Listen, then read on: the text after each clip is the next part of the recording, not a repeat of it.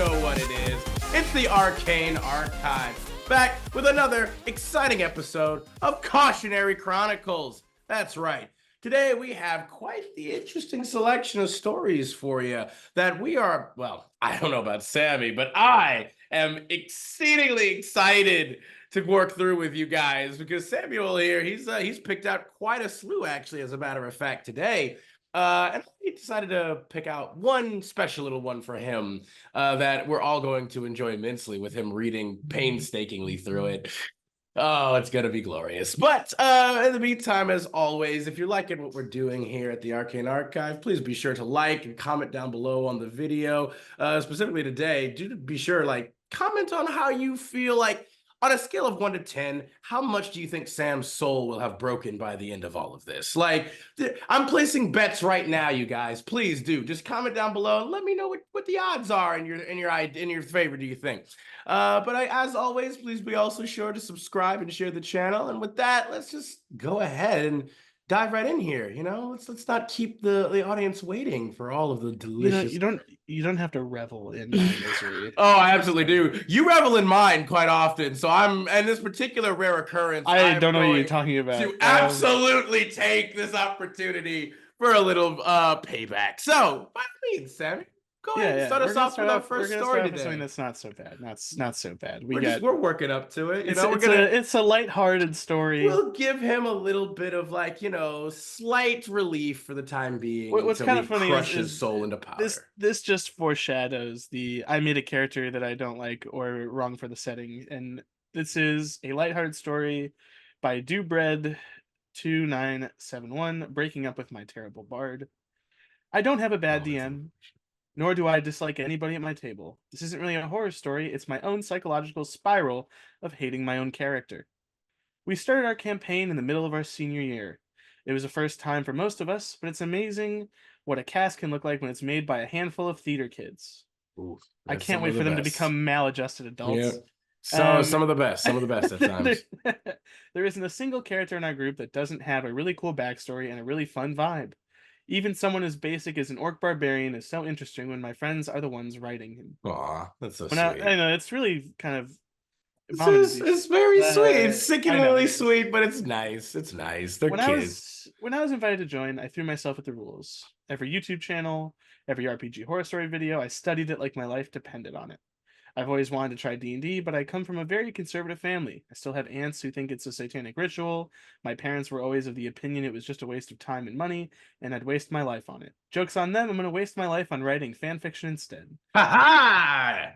Yeah. Got him! Like I said, maladjusted adult. By the time I'd gotten the invite, most of the popular beginner classes were taken, and the DM wanted to make sure we got a pretty even group. Since all that was left were the spellcasters, I took a bard since it wasn't as complex, and they tend to be, quote, the funny one. However, I didn't want to play the horny bard. I had just found the idea boring and annoyed, so I went a full 180, an asexual bard. Instead of singing of the typical romantic poetry and laments of his elven race, he sang revolutionary ballads and wanted to fight for the common man.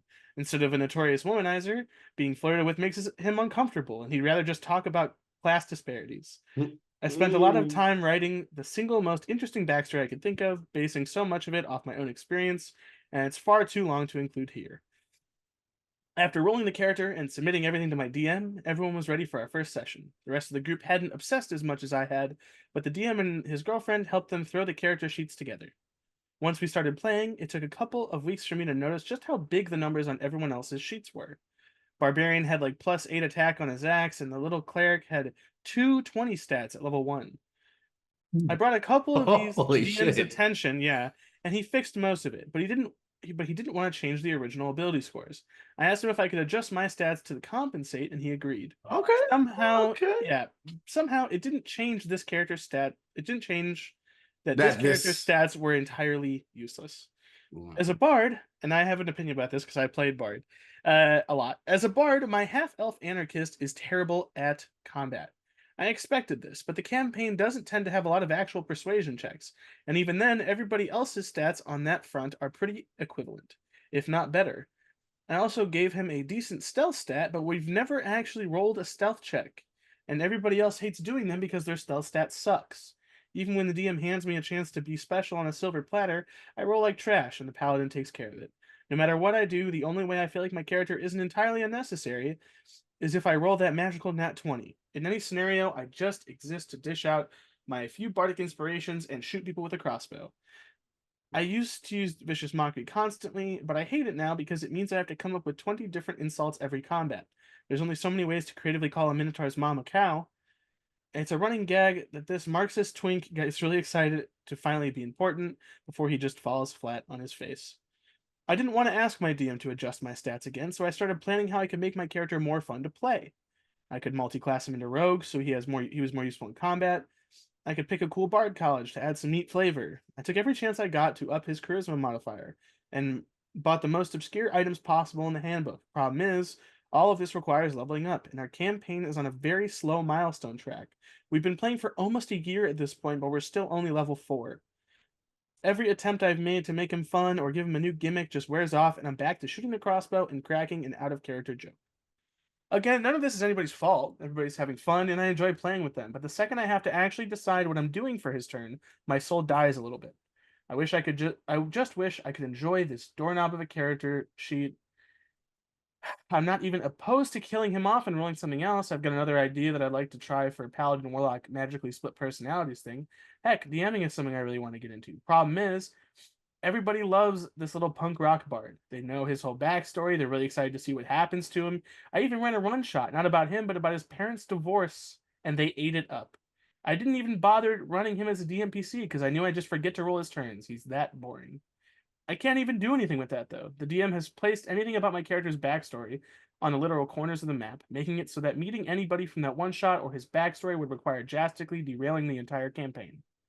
They all love this asexual rock star, and I can't even do anything with that, like what they like about him, because it's all dramatically out of the way. We're finally doing sessions about players' backstories, but it's really clear my DM doesn't want to touch mine. That's fine, that's his decision, and it is a lot, but I have nothing in this character to do besides cast bardic inspirations and shoot my crossbow, in increasingly pointless description. I got so desperate to make something else for them to like, I stole designing the ship they all live on from my DM. I made it sentient and magical. I wrote a whole mystery to it, and I tried to make it all interesting, but none of them want to engage with it. I just gave up because the only way they made progress on this mystery is if my bard just happened to stumble across something. This has also become a running gag. He just runs out shouting incoherently about how he's discovered another clue, and they nod and keep on swabbing the decks. They don't want to engage with what I write, and they want this character specifically and his one joke of being useless or being ace or nothing.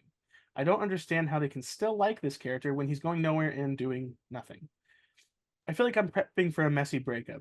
I love the writing I've done for this character, and nobody has done anything wrong in this campaign, but I just want to move on and play someone else, and I'm stuck in this little ball of rock music references and daddy issues.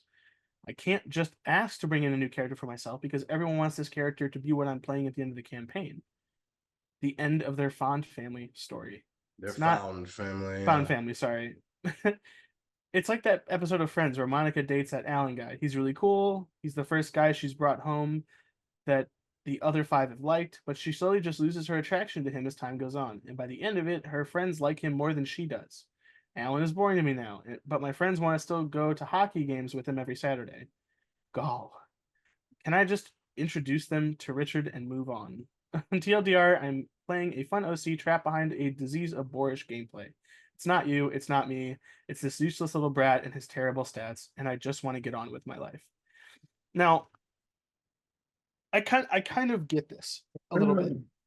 I've watched people play Bard in games that I've played. And a lot of people try to play them as a weird mix of caster and martial, where they don't really push too far into one or the other, and it ends up making them kind of useless most of the time. A lot of bards, you have a specialty, some sort of specialty, whether it's control. Some of them are better at healing. Some of them are better at melee or ranged combat, using spells as kind of a way to augment themselves.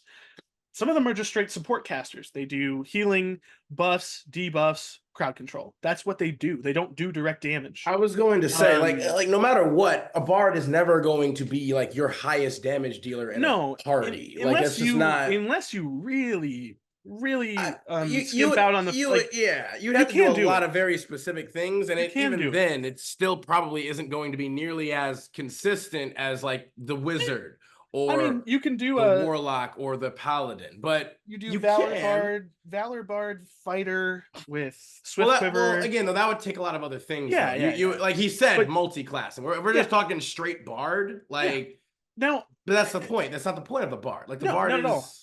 Like, and you have to find creative ways of affecting what's going on around you. I had this problem. We've talked about this before. I played Glamour Bard in Tomb of Annihilation. A hex crawl dungeon exploration game full of very hard encounters that you can just walk up to. It is like literally like the OG just hack and slash kind of There's module, not a huge amount of roleplay encounters. There's not a huge amount of options for using your charisma and your ability to convince people to do things for you, unless the GM gives it to you, or you get very creative and figure out a way to role play it out. And I had to do that for 2 years when I played that, and it was some of the most fun I've ever had playing D&D. I knew I wasn't good at combat. I knew the best thing I could do most of the time is distract or help other people in my party. I was not a damage dealer. The only time I even got close to that was by the time we got magical secrets and I took lightning bolt. And I could have taken fireball and that would have been better, but I took lightning bolt because I thought it was more fun. Lightning bolt also, to be fair, also can be applicable to more situations because you might, you're probably going to hit less people overall, but you also will have less chance of hitting your friends too. That's the one thing about fireball is you have a higher chance of hitting your friends, and so you might be restricted in that manner. Like fireball doesn't work very well in a dungeon full of hallways. I mean, that's what I mean. It can, but again, you have a higher chance of potentially hurting your friends. So it's like lightning bolt, you just, you can do it to even one person, and it's still effective. It's just basically like, I will say, I think a lot of people, when they play D&D and they maybe don't do this often or played a wide variety of characters, they don't it's not that each class fits in a very specific hole and you have to... Or niche. It doesn't have to be that way, but certain classes are just going to be better at certain things. If you build them intelligently. In any way, like if you build them at least decently, like I'm sorry, but no matter how many times you build a cleric and you're like, I want my cleric to fight in close combat, a fighter's going to beat them every time. I mean, or a paladin. A paladin will beat them. Like that's because they are designed more for that. Like cleric doesn't get extra attack. They don't get, and so no, they get, which is also stupid. Why they get like the what is it? The holy strikes or whatever, where like they're made like it's completely useless at the end because really it's just like. They're not built for that. So it's the reality is I do feel for this person, but I mean, my feeling on this is like I feel like they just didn't really play the bard right. Like I'm sitting here, I'm wondering, it's like, okay, you give bardic inspiration and you shoot a crossbow. What about your spells?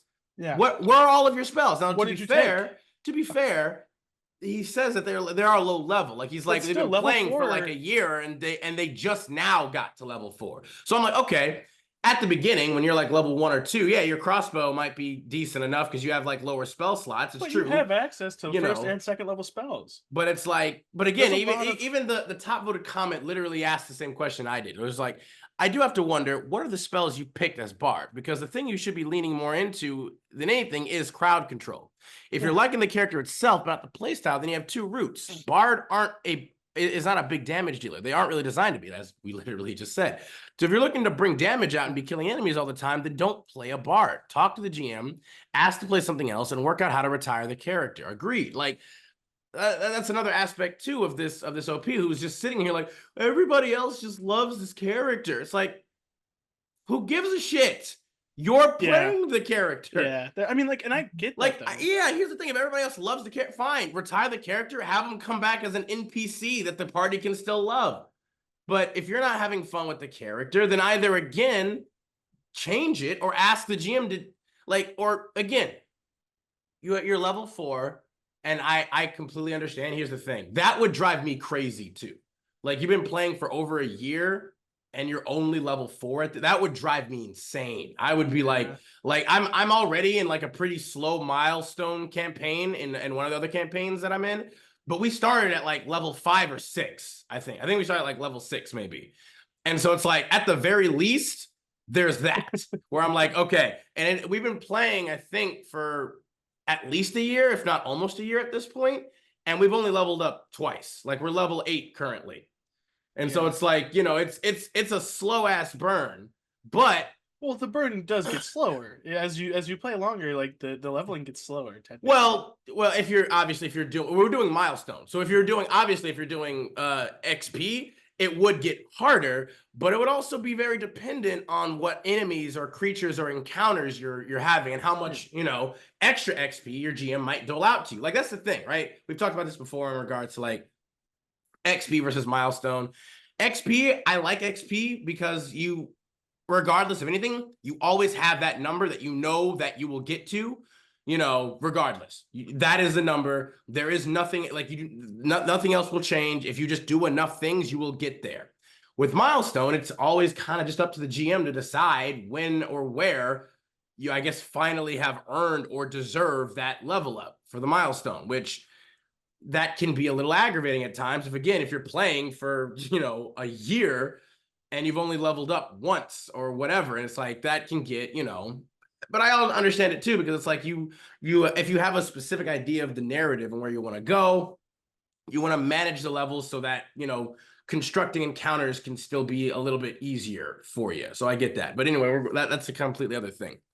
In regards to this, it is just kind of clear. It's like, it doesn't seem like Sam said, it doesn't seem like he knows how to even play a bard. On top of the fact, at the top, it literally says, oh, all of the other more popular beginner classes were taken. Why can't you double up on a class? Like, why is that not a thing that you could do? If you wanted to try. So, and he says that he apparently just dived into like, all of the YouTube channels, the rules, the horror stories. And it's like, okay, if you did a lot of research, how do you not know how to play a bard then? Yeah. I mean, especially if that's the class that you chose. It's pretty evident when you look at the bard class. They tell you exactly what you do. You are a social skill monkey and a support caster. It's to be fair, it is what it is. Yeah, well, not just that, but to be fair, I also do get like, it is also shitty. Like, I'm not gonna say it's not entirely on the OP, because it is like the GM apparently is not giving them much chance at all to act socially or RP, and that does suck, because that is predominantly where bards can really shine, is their skills and their roleplay, because they're charisma characters. Yeah. That's their whole thing. And so that does suck. And that is, I mean, that again, that's another area to talk to the GM about. Be like, hey, so I'm feeling like my character doesn't really do anything really, or I can't utilize him to his fullest potential because I don't really get many opportunities for like, what am I doing here? Persuasion or deception or any kind of social encounter interactions. Because, and that, that's a fair critique for the GM then, to be like, GM, hey, maybe start helping him with that. Or even more so, it's like if people are so interested in the bard's story, why isn't the GM allowing you to like go to these far off places, use a teleportation circle or whatever else? Like, if you're so far away, but the kids, the game, your boys and girls love the character and they want to see the story. Make that a thing then, if that's what the vast majority of the group apparently really loves. Like, there's so many actual solutions to this thing. I don't understand. And I'm not trying to bag on OP at all, but it's just like, there's so many like solutions or avenues or explorations where I'm like, I don't understand exactly like why he's feeling so trapped, aside from the fact that he's just not willing to have a goddamn honest discussion and conversation. Like, just talk. Hell, I also want to ask, like, you literally said that the GM allowed you to change his stats, and then you're saying his stats still somehow suck. So what did you do? Like, what did you, again, I'm confused again about just a number of the things that he has done, despite him apparently, being very invested in trying to figure out the rules and and all that. And it's like, well, then what did you do? Why is this apparently suboptimal? The only thing is like, okay, it seems more so like you just don't really either know, and I don't know how you wouldn't know at this point for playing a bard character for a year, or more likely, you don't want to play a bard. Yeah. Because even at the top, you're like, I didn't want to play the, the typical horny bard, whatever, and boring and annoying. And it's like, okay, that's fine. There's no way, shape, or form where you have to. That particular trope is a bit played out. Yeah. It's not a bad thing per se, but it is like, that's fine. But it's also just like, okay, so you kind of went like a punk rocker, almost like Spider-Man UK kind of vibe kind of thing for him, which is like, okay. But I like, I don't think the character idea is wrong. no, because he says he even likes like the idea or the what he's written for it. So again, I'm like, again, but he's having this whole thing about combat is what it seems to be. It seems he's having like a whole thing about combat and the fact that the GM isn't making enough social encounters. And it's just like, I don't know. Cause it's like, again, yeah, where are your spells? You have so many spells that can help support your, like, do more than just shoot your crossbow. Why are you shooting your crossbow? That's the funny thing is like, at level one through what 3. subclass is he? What subclass are you? That's another thing. Like level 1 through 3, I understand a caster like a bard or a warlock or level 1 through 2 at least. No, even up to 3. Like I understand using weapons a lot more than later and later you get into levels and like spells are just a better option. You are a full caster. Depending on your subclass, you might get 2 attacks a turn, but most of the time you get 1. So like I get it for the first couple levels. I'm playing a level 4 bard right now, and like I still use his short sword and a short bow. But I also mix in a lot of spells and other things like that. But like the reality is, on most turns, for me, a short bow attack is going to be more useful than a vicious mockery. I mean, it depends too, because if you're vicious mockery, you're still also you might not be. I said most turns. I still use it, but like the reality is, at the low level we are, I don't want to burn all my spells right away. And we don't have a healer, so I have to save spells for healing. So for me, like I still use those things. But as we get up and up, like I know I already picked my college. I'm not gonna get extra attack. I'm not those things phase out. Now someone did point out that like, what spells did you take? Because it sounds like you didn't really take the right spells. And he did say like, oh, his spells are dog shit, I'll change those. So hopefully that helps. But like, I'm going to give you an example of the spell list I have for my current bard. It's not the best spell list, but it works for what I play him as. So just real quick, he is level 4. He is a College of Spirits, I believe. College of Spirits is great. Like it's a Spirits. It's a very powerful subclass. I have Guidance, Message, Prestidigitation, and Vicious Mockery. I have Cure Wounds, Disguise Self, Healing Word, Identify, and Silvery Barbs at first level. My 2 second level spells are Invisibility and Lesser Restoration. I do not have a lot of control spells.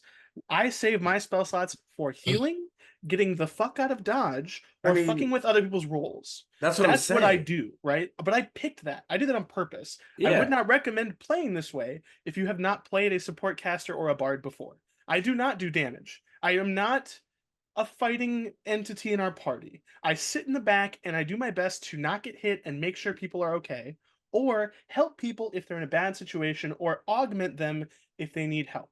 Now, but that's a very specific way of playing this game that not a lot of people are into. But that's what I'm saying though. It's like that, like bards are known as just supporters. Now, whether that support is healing, which again, even at levels 1 and 2, you can do, because Healing Word and Cure Wounds are both level 1 spells. You can get those right away.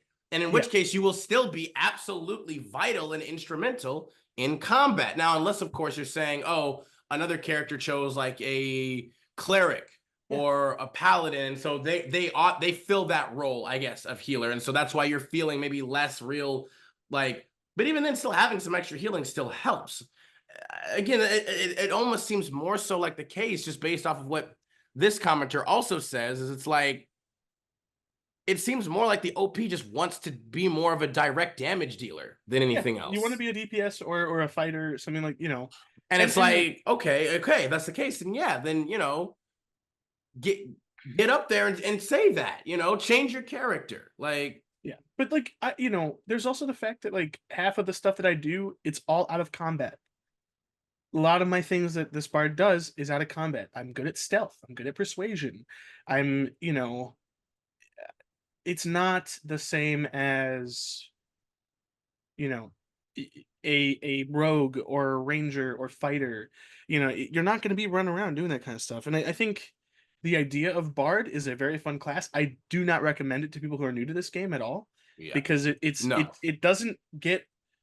You don't have to attack spells for the most part. Bards are not damage dealers, so people want to be like, "Oh, big damage, big spell." You don't have that. Yeah, like shatter. You have like cloud of daggers. You also don't get as many attacks or as high of an attack damage like expectation. Well, you don't get as many spells as a lot of other classes either. So like, it's just it's a whole different way of playing the game compared to a lot of the other classes. Yeah, it's a much more unique, picking better spells will help you. I would not recommend picking them the way I do. But I also have resigned myself to playing it in a certain way that's different. I've already played Bard. I've already played most classes, so I know what I'm in for.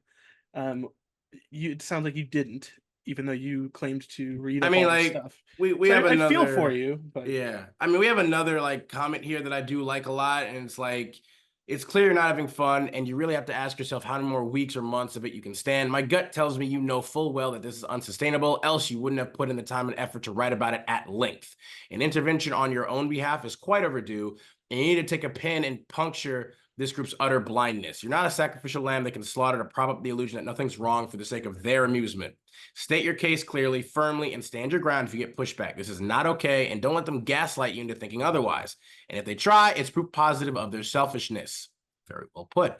Yeah. They also comment on him saying like, oh, my DM's placed anything about my character's backstory and da-da-da-da. And she's like, well, then, okay, maybe you should be derailed. Maybe the campaign should be derailed. Your DM is not helping here in the slightest.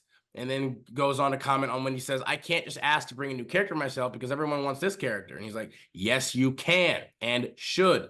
And if they're that desperate to prop up the illusion, the GM can step in and run the bard as an NPC, which is what I suggested earlier too. It's like, it would serve him right. As painful as it sounds, you may have to walk. And it's like, again, maybe, like I said, I absolutely agree. Like there's a lot of steps to be taken before you leave. There's just so many avenues. Like I just like, and then the OP responds and says, to be fair, nobody has actually made me play this. And it's completely likely that I just made a character that wouldn't work well. My GM is cool and fine with communication. Nobody has an illusion that we're having fun. We are enjoying playing, including me. I just don't like my character. I'm sure I can simply talk to the GM about it and I can get it figured out, but I thought my feelings would make for a neat story and then just posted it on a whim. I figured someone falling out of love with their own OC would be a little refreshing in a subreddit about creeps. And then the other commenter says, fair enough. It's just the overall vibe of the post paints a somewhat different picture, at least to me, which I would agree with. I think there's like a little bit more. This comment here like makes me feel like, one, yeah, he either just posted this to get I don't know, pity or something, maybe for something like, or internet really, brownie points. I think they're trying to play off some of the things that are genuinely bothering them. Because, well, I just did it on a whim. No, from reading that, from someone who's been in that position of feeling like I don't do anything. That's what I'm saying. Yeah, I had to deal with it myself. I didn't have anyone to talk to. I wasn't as close with my group at the time. I figured it out myself. You feel like you can't really talk, or you don't want to ruin the game, and that's But you know what? It's unfortunate, but you have avenues, and we've so many very well outlined. Yeah, and I would say please take any of those up, any of the myriad of things we have suggested. So OP, if you ever see this video, again, don't want to razz on you too much, but just you have so many options. Please just take them. Do your best. Yeah. All right, with that, let's move on to the next one of the day. This one is titled Player Decrees, though it says decries, so I'm not sure. Campaign setting is unrealistic because it lacked racism and misogyny, by Ragin Bacon. So, a few years back, I responded to a posting on Roll20. The group was looking for a GM for a streaming project they were planning on starting. Being comfortable streaming, I replied, throwing out the type of game I run and a brief overview of the setting that I like to use. Eventually, we all met up in Discord and they decided to give me a try. I'm not going to go into specifics about the entire group as they don't really matter to this story, but the one player that does matter is Jin, for the sake of the story. She wanted to play a female barbarian and provided me with 6 pages of backstory. Please don't misunderstand me. I have no issue with players who are that involved with their character, and presenting it to me and ensuring that it was okay for game is my preference. Her character was interesting as she was born into a male-dominated clan but had the mark of the leader. She faked her way into taking the trials of maturity, which was for only male clan members, proving her strength, etc. It was a trope, but honestly very well written. Fair enough. Although I will say that as an orc, although she didn't say orc, this is barbarian, so never mind. I take it back. Yeah. I was gonna say orcs usually they do not give a shit about anything other than just pure strength. It doesn't matter what you are, unless you're like an elf, maybe. But other than elf, like you could be a orc, half orc, human, like whatever else. As long as you are strong, they will accept you. Well, they're projecting. Yeah. Our first session started well. The character had loose connections to each other, with Jin's being tied to Dawn, the half-orc druid character, who she met upon arriving in the civilized lands. 2 things occurred to me as we played. Jin was playing her character with a gender chip on her shoulder. That seemed pretty obvious almost from jump. When her actions were questioned, her default statement was, "Because I'm female?" It wasn't annoying and actually did create a number of laughs. 4 out of the 6 characters were female, which made her claims of being targeted because she was female even funnier. The other thing I noticed was Dawn rarely seemed to get a chance to interact in the first session. Jen would always do the talking for her. When we finished the first session, I went over notes, clarified some of the rule tweaks that came up during play, etc. I commented I liked the way Jen played up her gender chip. That seems like a bad move. Jen said it's not hard with the world stacked against females. I clarified that it wasn't, and she more or less brushed me off. Yeah, when He's talking about the world, not the actual real world. Yeah. His own setting. Oh, I know. Yeah, I know she is, but I feel like she's saying both. I feel like 100%. that comment is her. Well, no, literally... she made an assumption on the setting, and he's like, well, "No, actually, that's not really how I run things." But fair enough. Well, I mean, from her, she already played. Yeah, so this is again a very slippery slope here. It's like when I asked Dawn if she was uncomfortable with dialogue, she said no. But since she was playing a half orc, she didn't want racial bias to hurt the group. Confused, I explained that the world, or at least the part of it they are in, doesn't harbor racial insecurities except to gnomes. Long story. Interesting. I also clarified that this had been mentioned in my write-up of the world I had sent out. Jin chimed in, and that she was handling things because orcs usually are treated poorly in normal settings. I simply reiterated that that was not true for my setting and felt like Jin brushed it off again. Second session doubled down on the trope. Jin made sure to accuse most NPCs of undervaluing her and the group because of their female status. She accused the guard of racism when they arrested Dawn, who was discovered standing over a vagrant's decapitated body. The session was fine till the end when the group discovered that the big boss for the small adventure was a hag. The group defeated her using a MacGuffin, but got the hook for the next adventure, and everything ended on a good note. We met up in Discord a day later to discuss things going forward. Jin came out and said she felt I was a poor fit for the group as my game world lacked the realism they were looking for. When I asked the others, most said they had a good time, but needed a GM they all enjoyed. Jin told me a fantasy world lacking misogyny invalidated her character's story. She also felt like I purposely made male characters more accepting to turn her character's struggle into comedy relief. She also felt like a world without racism towards orcs was simply lazy and lacked representative struggle against oppression. I thanked them for the game before getting booted from the Discord. I still game with 2 of the other players who asked to join one of my other games. Last I heard, I was the 3rd GM and they were up to the 5th and still hadn't started streaming as of a year later. So I guess I have 2 questions. First, given the information I provided, is it possible by not having my NPCs act sexist, I invalidated or mocked her character unknowingly? 2, what in the hell is representative struggle against oppression? TLDR, accused of turning strong female character concept into comic relief by using a campaign setting without misogyny. Also accused of lazy world building by not having NPCs who are racist towards half-orc player. End post. So there's a couple comments here, and I was the one who brought a lot of the stories today, and there's some interesting comments on this, and I have my own opinion on it. Oh god, the spine. If the player's backstory centers around overcoming sexism and the world doesn't actually have sexism, that should probably be caught there. But according to this story, the desire to play against orc oppression was assumed rather than ever brought up. The concept of a character fighting against social oppression is a fine trope, but you need to get on the same page with the GM about that oppression existing first. Look, and coming from me, I don't think it means as much, but like racism, oppression, sexism, they can be present in D&D. Oh yeah, Albeit, absolutely. I think more often than not, a lot of people tend to stay away from it. At least super overt, right in your face oppression, sexism, misogyny, whatever, because it is hard to tactfully run that. Now, if you are running a game in a specific type of society where that makes more sense, vis-a-vis running a Tomb of Annihilation campaign, Out of the Abyss, anything in Ravenloft, there's lots of, there is a hierarchy. There are people in power and people who are definitely not in power. And there's ways to do it tactfully. 100%. I mean, any grim dark fantasy will 100% have at least elements of these things.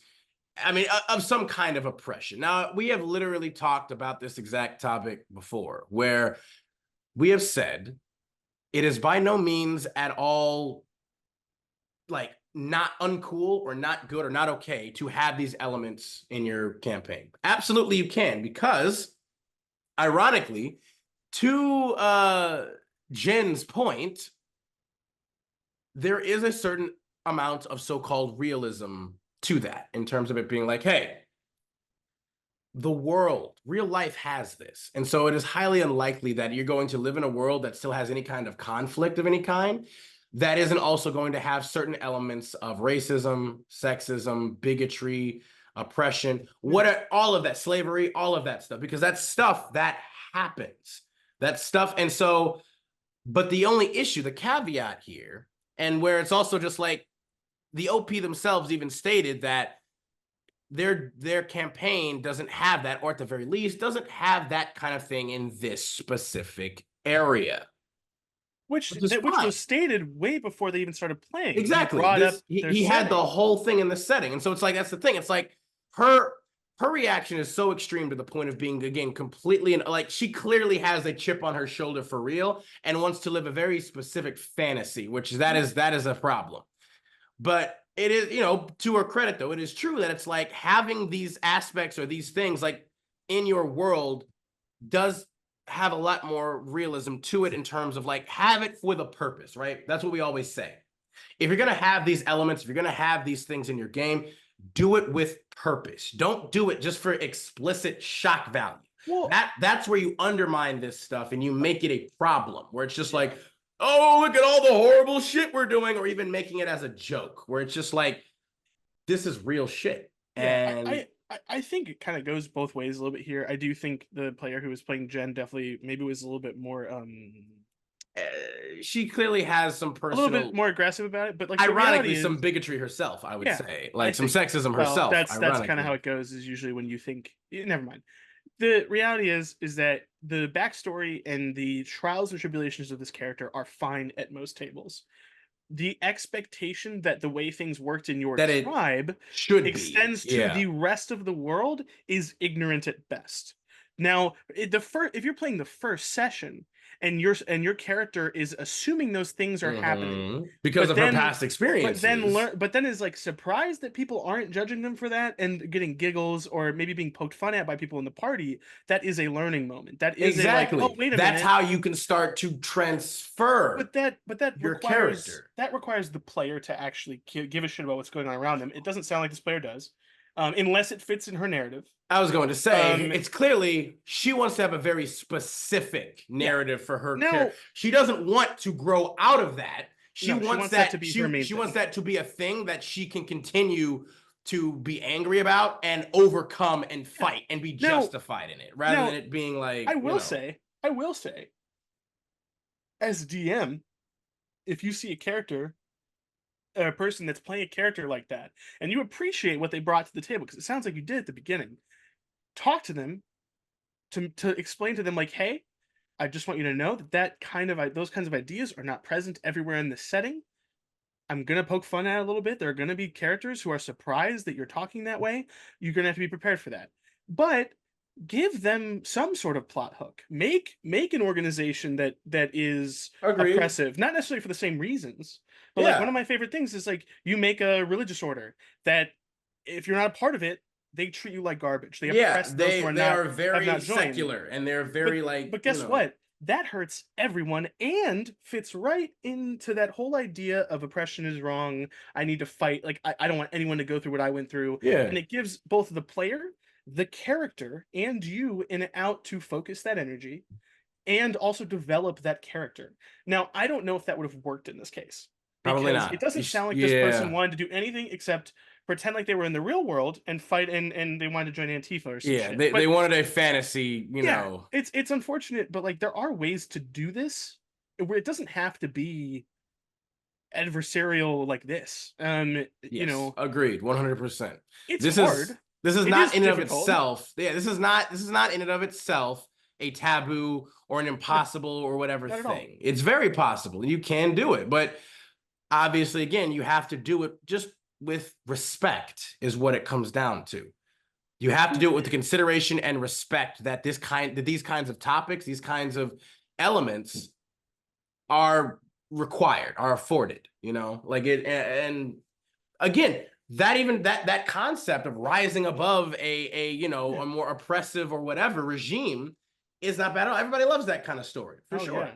I mean, Star Wars. It sounds like these two people are not on the same page. And yeah, but it was very clear, I think, at least my opinion, that Jin had a very specific thing, and that she was much more tying her personal real life feelings, emotions, and experiences or desires into the game, rather than wanting to really come together and create a cohesive narrative fantasy story that everybody liked and wanted to do. Because hell, they apparently have gone through 5 GMs at this point, and so it's clear they have a very specific thing that they're trying to do here, and or at least Jin is. The rest of them seem fine, I guess. But Jin, I definitely put more blame on the player in this case, only because if your setting was outlined and you made it clear, if OP is telling the truth, they made it clear what was present in their setting, and this person completely ignored it, and expected something completely different. Now, we've seen stuff like that before in a lot of these stories, and a lot of the times it comes down to miscommunication. But this sounds more like someone who didn't care about the setting and just wanted to do what they were going to do, which is why they've had so many damn DMs. I also don't understand, though, if that's the case, why didn't they outline that themselves? If they're putting out a call or whatever, saying like, we're just looking for a campaign for whatever, and it's like, why aren't you then being honest about what specifically you're looking for in a campaign then? Yeah. If that's what you're wanting. And that, again, just shows to me more like she's even maybe trying to pull a gotcha thing about trying to find a GM who has a game that is even remotely like this just seems a lot. All of this seems just real toxic and kind of messed up. Yeah. Overall, unfortunate. I'm sorry, GM, that you kind of, it didn't seem like it was a terrible story or experience for you, which I'm glad. I do just hope that the people involved here are able to. Well, it sounds like he started playing with 2 more people. So two of the people there. Again, it seemed like the only real issue is Jin here, from what has been said here. Like everyone else seemed like decent enough. Yeah. So I hope she's able to get the help, I guess, that she kind of maybe needs potentially in some way, shape, or form. That being the case, let's go ahead. Let's move on to the next one of the day. In this one, my friends, we don't have to. This is the moment we've all been waiting for here. This is the time. Samuel, if you'd be so kind, please do. If you need to take a moment to, compose yourself for the absolute journey we're all going to go on here, feel free. But don't keep us in suspense for too long. I'm just looking up Godbound real quick. Just have a bit more context. That's fair, okay, God, it's a game of divine heroes in a broken world. Yep. Free edition. They're titans and the siege of god monsters. Yeah, they're literally like deities and gods. Godbound does more than simply give you the tools to create these rulers of the worlds, but yep. Okay, so the whole point is to be heroes and Yeah, gods. you're literally like Cool. uber That's power. This is sorry. epic. That's This all I is wanted to make sure. epic. This is epic fantasy for sure. Hero Yeah. story thing. Okay. So All right. let's get her All going, buddy. right. Okay. This is betrayed in a game and then kicked from that game by Hopeful Sprinkles 6361. So I just feel the need to share my story, maybe get some opinions because I'm so upset. I am probably the asshole here, but I kind of want to just post this while I still remember it. It is very much fresh in my mind. I was part of a TTRPG campaign in a game called Godbound. It's basically a game where players are becoming gods. They build up their own cults and followers. I will keep their names anonymous, and a lot of the names for the stuff has been changed to keep some amount of anonymity for the people involved. Please don't harass these people. Participants are as follows: the GM, Shepard, the Lich King General of our Alliance of Cults. He was all about the military stuff. He managed our troops and fought our wars. His cult was completely militarized, with everyone being an undead soldier. Queen, another player who was role playing a fairy queen. She sort of started becoming tyrannical as the story progressed. She's basically my ally in this story. Her cult was mostly just regular people from all walks of life. She was forming a society with herself as a queen. Me, a player who is role playing a book smart character, but with absolutely no social skills and no idea how to handle conflict nor pressure. He has a lot of trouble speaking up when needed and is more focused on the pursuits of the mind. My cult was primarily made up of scientists, merchants, inventors, and other intellectuals, though we did not accept everyone regardless of their ability to fill those roles. They did accept everyone. No, they did, sorry. It made me laugh because when it said not good at social skills and more focused on pursuits of the mind. While you were out there, I was studying the blade. I was studying the blade. That's all. So you made an incel, like living Well, among maybe things. not an incel. He made a neat. It's more like it's not like he made he Most literally needs made turn into incels. yeah, it's true. Not always, but he clearly made a very socially inept, neat character who So never you, wants to go outside of their good, room. you just made yourself. My bad. Let us begin. The three of us were trying to help out a group of NPC friends by breaking them out of an ancient jail built in the distant past. To do this, we needed to kill a powerful and beloved NPC king to get his weapon. Shepard suggested we invade the palace. Queen wanted to charm his son and marry him. I was going to bring a few minions of my own, robot guardians, to give out as gifts to the king and to the newlywed couple. In reality, they were meant to support us when the fighting started. While we formulated a plan, we each focused on growing our own influence. Shepard trained his soldiers, Queen worked on charming the prince, and I created a shipping company. It doubled as a navy for the other players since at the time neither of them had that. I even talked about making a bank, which the players said made me, quote, the most evil of us all. At They're the not time, wrong. yeah, at the time I took that as a lighthearted joke, but looking back, it probably wasn't. Wedding day came, not too long. I presented my robot guardians, gifting 2 to the king and 2 to the couple. The plan to assassinate the king basically fell apart when 2 powerful guests arrived unexpectedly, causing me to get cold feet. I suggested maybe calling off the attack. I quickly devised a backup plan to kill the king in his sleep with those robot guardian gifts, ideally on a rainy night where the blood would wash off in the rain and leave us blameless. This would allow for a transition of power to the prince, which would lead to Queen becoming the ruler. The other option would have been to wait for him to die of old age, since he did looked like he wasn't going to live for a few more years. But then they decided to start combat anyway. When combat started, I was surprised by a third enemy that had been hiding the whole time. Me being the non-combat person meant 1 or 2 turns would have killed me, so I decided to retreat, trying to make a joke out of a cowardly move, something like, "Seems like you guys got this," and I bravely ran away. Our plan did succeed, though. The king died and we claimed his weapon. However, Queen died in the fighting. Luckily, the GM had a respawn system tied to our cults. We just had to wait a few days. While at war with the kingdom, I remained in the capital while discreetly using my transport ships to ferry Shepard and Queen's cultists to an island. There, they formed a fortress and prepared for war while we waited for the Queen to respawn. I would continue to trade with them, jokingly making a statement about how I am not joining their side in the war simply because I do business with them. I also officially established that bank. If they have a respawn, why is he scared of dying I again? don't know. I don't know.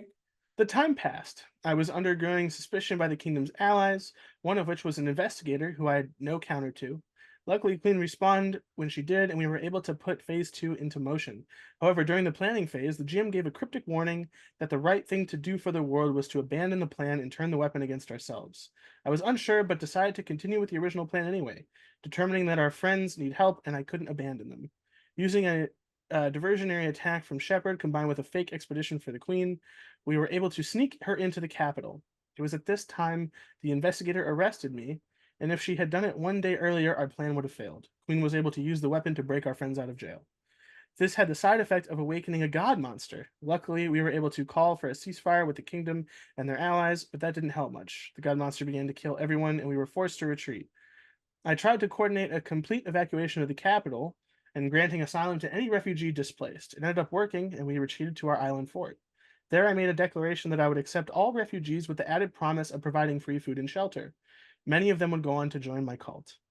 After regrouping, we formulated a plan with our prison pals. We decided we needed to go on a treasure hunt to gather all the materials needed to fight this god monster. It was too powerful to fight as is. Queen would go to another world to gather special flames, while I was sent to an ancient battle site to get a powerful weapon. The plan ended up succeeding. I made a deal with a group of knights, agreeing to work for them and shore up their defenses, and in exchange, they would provide me with protection while I salvaged the ancient weapon. In the end, I got my weapon, they got their materials. While this was going on, I also sent an expedition to the capital to retrieve the information that an investigator had on me. After retrieving my weapon and returning to the fort, I was surprised to find out all but 2 people died and most of the information was lost. I ended up congratulating them, thanking them for their service before writing down their names so I could give them great rewards. One more thing happened before we faced the beast. We met with a foreign dignitary, a leader of another nation far away who also wanted to fight this beast. Now that I was openly helping the party, I feared the kingdom or their allies would launch a surprise attack against me as soon as the god monster was destroyed. So I explained that maybe Shepard should station troops to protect my assets, since I was spread out and the enemy could hit hundreds of locations at once. I also convinced him to give my cult his bonus to warfare. He agreed, and I gave a standing order to my entire cult to prepare for some kind of betrayal. We ramped up protection on our guardian robots with plans in place to create new types built specifically for warfare. We may be comrades against the god monster, but they are not our friends. Okay, there's a lot here. Yeah, like So far. it's weird because it sounds like you have 3 very different people in this. You have a just straight up general who has fighting prowess. You have another person who has fighting prowess and is she seems a more like politician. she seems more like, cult intrigue and interact, like Game of Thrones the style conniving kinda type. And then you have a guy who sits at desk and tells people what to do, which is fine. I don't understand how in a game about becoming a god, I mean, he's you kind are of the not commerce, I suppose. yeah, but you have no combat. I find that hard to believe.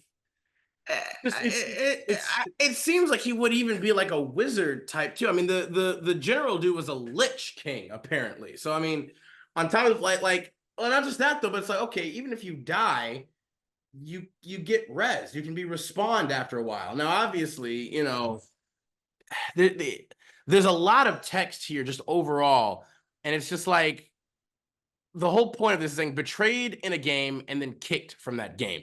He is going into a lot of preamble about shit that's like, is this really important? Is all of this really necessary to what actually happened? Like, what's a lot of explanation? Yeah, it's a lot of exposition is what. It's not even explanation. It's exposition on like what is happening. You're literally just regaling us with the tale of like your exploits, which are like, is this relevant to what is going on? Like,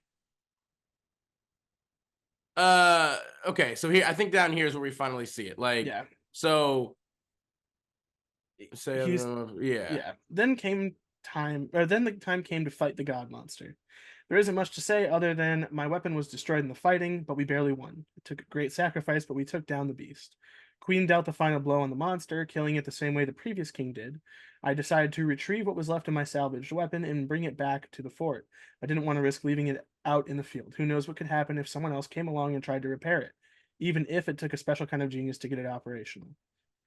On our way back to the fort, we came across a destroyed village. They were upset at us for killing the king and taking too long to stop the god monster. Many people died because we had taken so long. Queen decided to step up and address the crowd, apologizing but explaining we did what we could with what we had.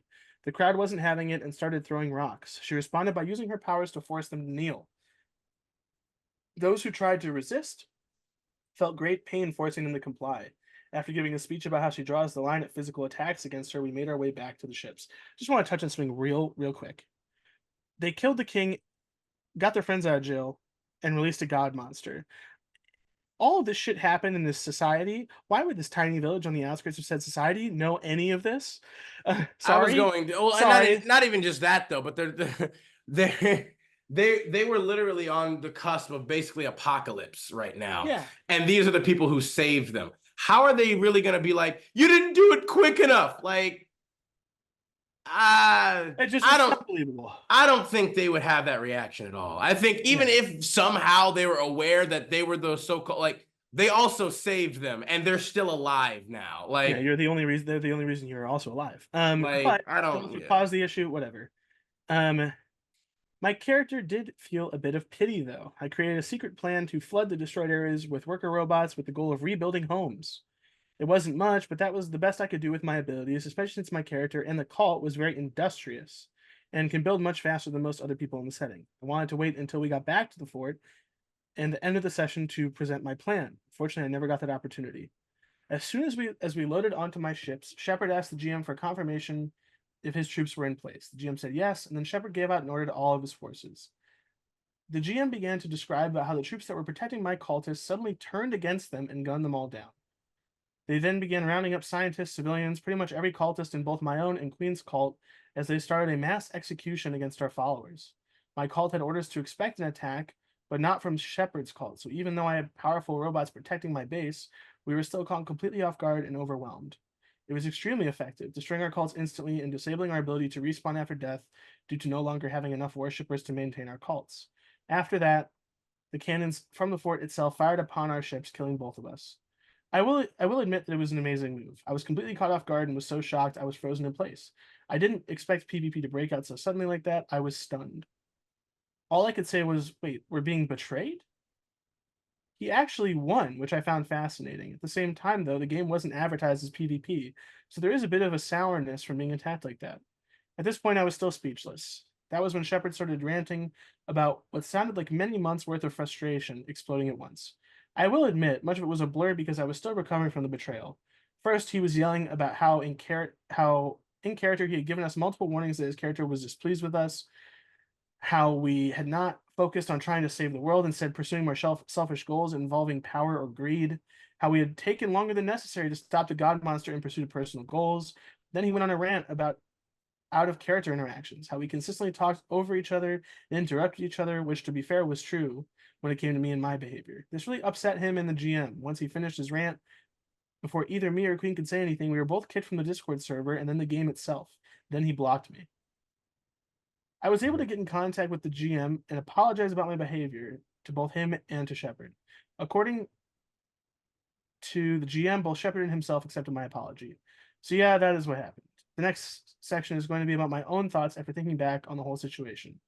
We'll start with out of character problems. So Like, there were a lot what, of I don't understand why how did he this have to is say all of all that of other that. stuff? Well, I Like, mean, it gives context to the fact that yeah, they did kind of putz but around. but the issue being though is like he's not even saying that, like, oh, we barely see any interaction with the Lich No, King. we We got barely see any nothing. interaction with Shepard. Like, he's not even showcasing how Shepard like gave many things or whatever, or how his behavior was negatively impacted or affected. It's like Well, he's just like, hey, I did all this stuff, and it's like, I'm almost sure that he had no recollection that these hints were being given, but we'll find out.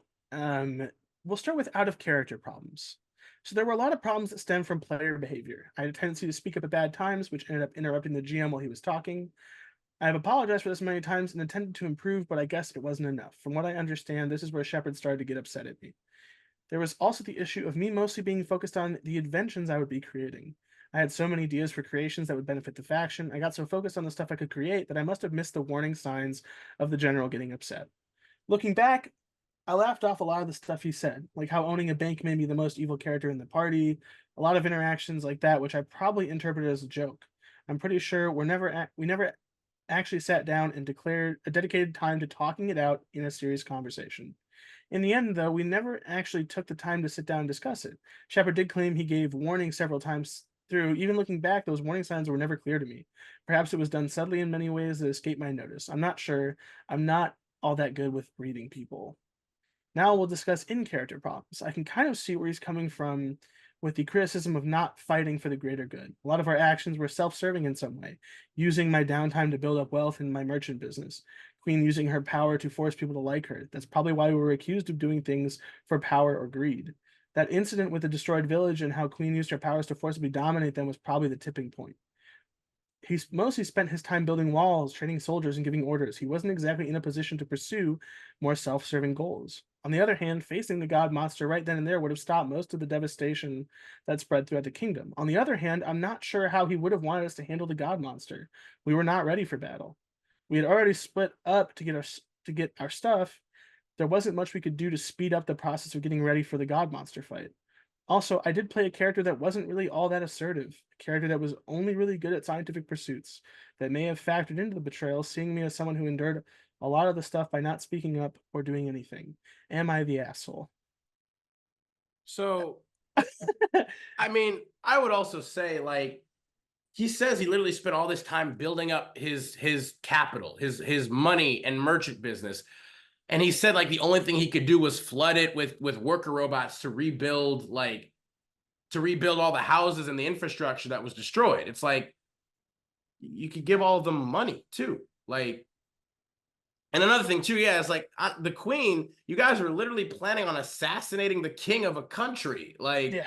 to gain power over it for some reason. Yeah. Like, and that in and of itself, it's like, okay, maybe that's not terrible or bad, I guess. You guys are gods, you're trying to whatever. So it's like, I would ask, like, why though? Why was that something you wanted or needed to do? And it seemed in the moment like the general was okay with that, I guess. So I don't Yeah. like I'm that. also Seemed very rather confused. Why are you self-serving. sitting here training soldiers? They're undead. I don't know how undead works in this module, but I a don't lot of it know. doesn't actually seem like the general really did anything except to his own military force, which is also self-serving and not exactly helpful Well, again, he said to like he anything spent, outside of the yeah, he fighting. said, oh, he spent most of his time building walls, training soldiers, and giving orders. It's like, he's a general. What is he trying to fight for exactly? Like, especially you're making everyone undead. So isn't them dying helpful to you then to raise them as more undead soldiers for your army? Like what? Like I don't know. Like there's a lot of this shit that just doesn't make a lot of sense. Like again, even honestly, what's kind of most kind of frustrating is like there's just this wall of exposition and text where it's like again nothing is really pertaining is to the actual issue here where it's like oh the general betrayed them. Okay, the OP doesn't even know. The OP can't even remember exactly what was. So it's like what was the point of all of this text? Was it to give us an opportunity to maybe see if he had done anything wrong? Because I guess this is a kind of an am I the asshole post. Like we okay, so we see kind of down here for some of the comments. Top comment is, seems like the GM simply didn't provide a good framework for anyone in this game, nor did he keep player expectations under control or supervision. Also seems like the players themselves sucked at communicating. And then the OP responds, can you maybe say a bit more? Explain a bit? I understand the players sucked at communication part. I know I was guilty of that. Not so sure about the GM though. Can you help me understand? Okay, so I think it seems likely from this that the OP literally is just like maybe Sam even said at the top, maybe a bit too close to his own character, and that he is very bad at reading social interaction of any kind. Maybe a bit on the spectrum potentially. I don't know for sure. But was clearly, I guess, just very focused on doing his own thing, which again, I don't feel like is innately a bad thing. In this game, it seems like you're kind of supposed to be Focus literal on your own gods, exploits, yeah. yeah, and build up your cult or your worshipers, your followers, or whatever the hell to become super powerful in whatever way you want. Where it's like, I don't know if like how the GM or the general decided to do like that was, I don't feel like that was the best way to do things like that. I definitely agree that the betrayed part is effed up because it's just like, why didn't you have a conversation with them about it then? Like, if the GM was upset about something or the general was upset about something, why are you doing why are you settling it in ways like that? Because you're upset about shit outside of game, not necessarily in game, because all the things that they did, like, because we also don't know a lot more about the stuff that the general did. Like, all OP says is, oh, the general just spent time building walls and training soldiers, and it's like, so what is he doing that to protect the kingdom? But they're not even, the kingdom is against them now. They don't even have a kingdom anymore. Are you establishing your own kingdom? I don't know. A lot of this is just really confusing and not clear on any real things that were happening based off of the post. Like, I'm like, why did OP post this?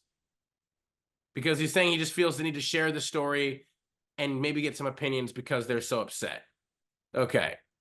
Yeah, I do think like this, a betrayal of this scale, a PvP of this scale. Oh yeah, no, is not really right at how the this is end, supposed to especially where it's do. like you're right at the end, you get no chance to, like, you know, the DM to just seems fight like a back. dickhead. Yeah, no, it seems like literally they just at the end were like, no, screw you guys for whatever, and they like, and like, I don't know if this dude, if OP has some sort of issue socially in real life. I mean, that's what I'm saying. It seems likely there's got to be something here, because the amount of like, oh, I didn't know, oh, I don't know, oh, maybe it's my fault. Like, it's a little bit like kind of self-pitying to the point of like, dude, do you feel wronged or do you not feel wronged? Because that's the point here. It has nothing to do, like, unless you were an asshole, unless you were yelling at people and interrupting everyone every turn and every time they try to talk and being a complete waste of space, then no, like, you're not an asshole. But like, one, there had, like, if there was nothing told to you this entire time that you were playing, no instances of like, hey dude, what are you doing? I don't like this. Then no, it's not on you. It sounds like the two people who did this, the DM and the general, conspired against you and the other player for no fucking reason. And even then, like, if this was handled fairly and the GM wasn't a part of it, it wouldn't have gone the way it did either. Like, you pride yourself on the fact that all of your constituents and followers were very smart people, yet they got fooled by a betrayal. Like, that doesn't make sense. I mean, you or as well a, as like you had a powerful force or whatever who was ready for a betrayal in some sense, and it's like, and OP says, like, you know, only thing I can say here is this is what I remember. I try to be fair here because I'm looking for constructive criticism, which I respect the hell out of 100%. Though I will admit I am not perfect, both with information presented and my own behavior. I did make mistakes of my own. Again, I respect the hell out of the fact that OP is doing his best to really take responsibility for whatever part and role that he played in this. And that's good, you know. I can see where you're going. It felt like Shepard just kind of kept silent until deciding he had had enough and escalated straight from the bottom to the top. At least from my limited perspective, I'm sure they would have had a different story, seeing as they planned this out. The GM made sure all the pieces were in place for the strike. I mean, that's that again. That in essence kind of seems where I feel like the tipping point is, where it's just like a person who tries to say that he gave hints. I don't like that particular terminology there. Fuck that. Don't give hints.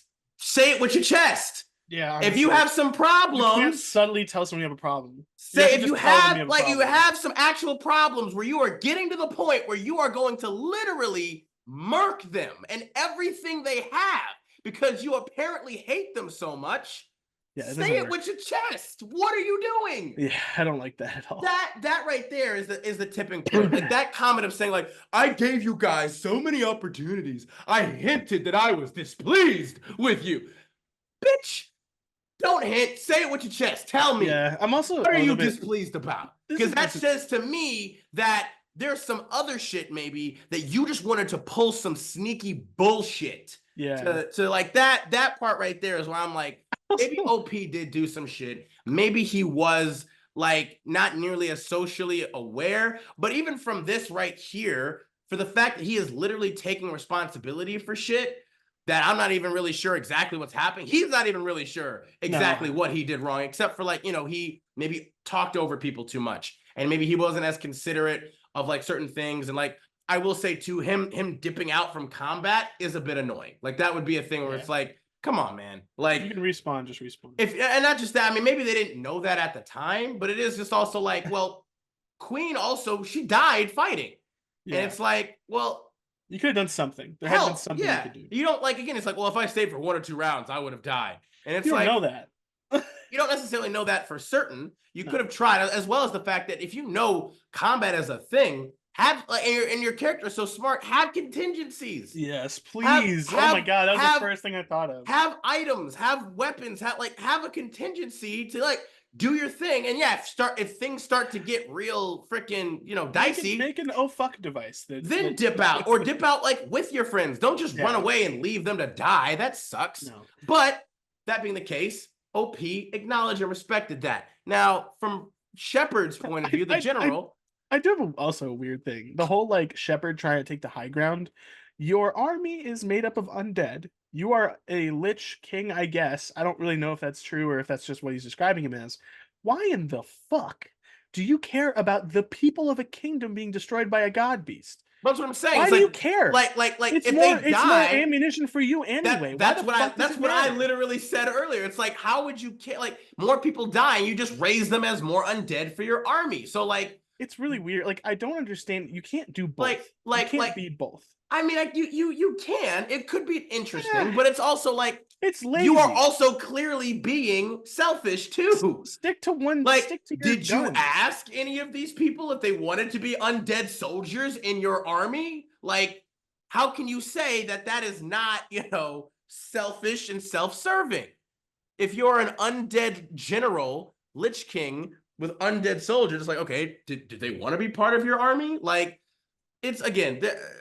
To me, this just screams of multiple people being incredibly immature, selfish, and just socially inept. And social ineptitude isn't by itself an actual, like, that shouldn't be like a sin, but it is just clear where it's just like, bro, what the hell is this? Is not the way to handle this at all. Even, I will say, the Queen character as well, she would probably the most just overtly evil of all of them, at least from what is shown, because she literally is that, like, forcing her power on other people to literally take control of the world, or take control, or even just for her own personal insecurities of wanting to be liked. At least that's what OP has said.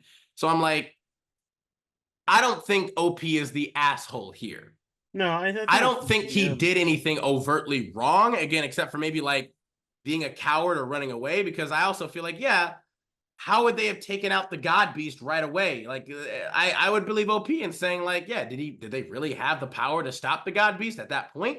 Yeah. It probably would have made sense to go and find some more artifacts or weaponry. And it's like, again, the only thing maybe is like, okay, you guys did some shit that released the God Beast. Did you do it on purpose? Did you know that that was going to happen? Apparently, OP said that there was like a cryptic message that says like, oh, we should turn the weapon on ourselves.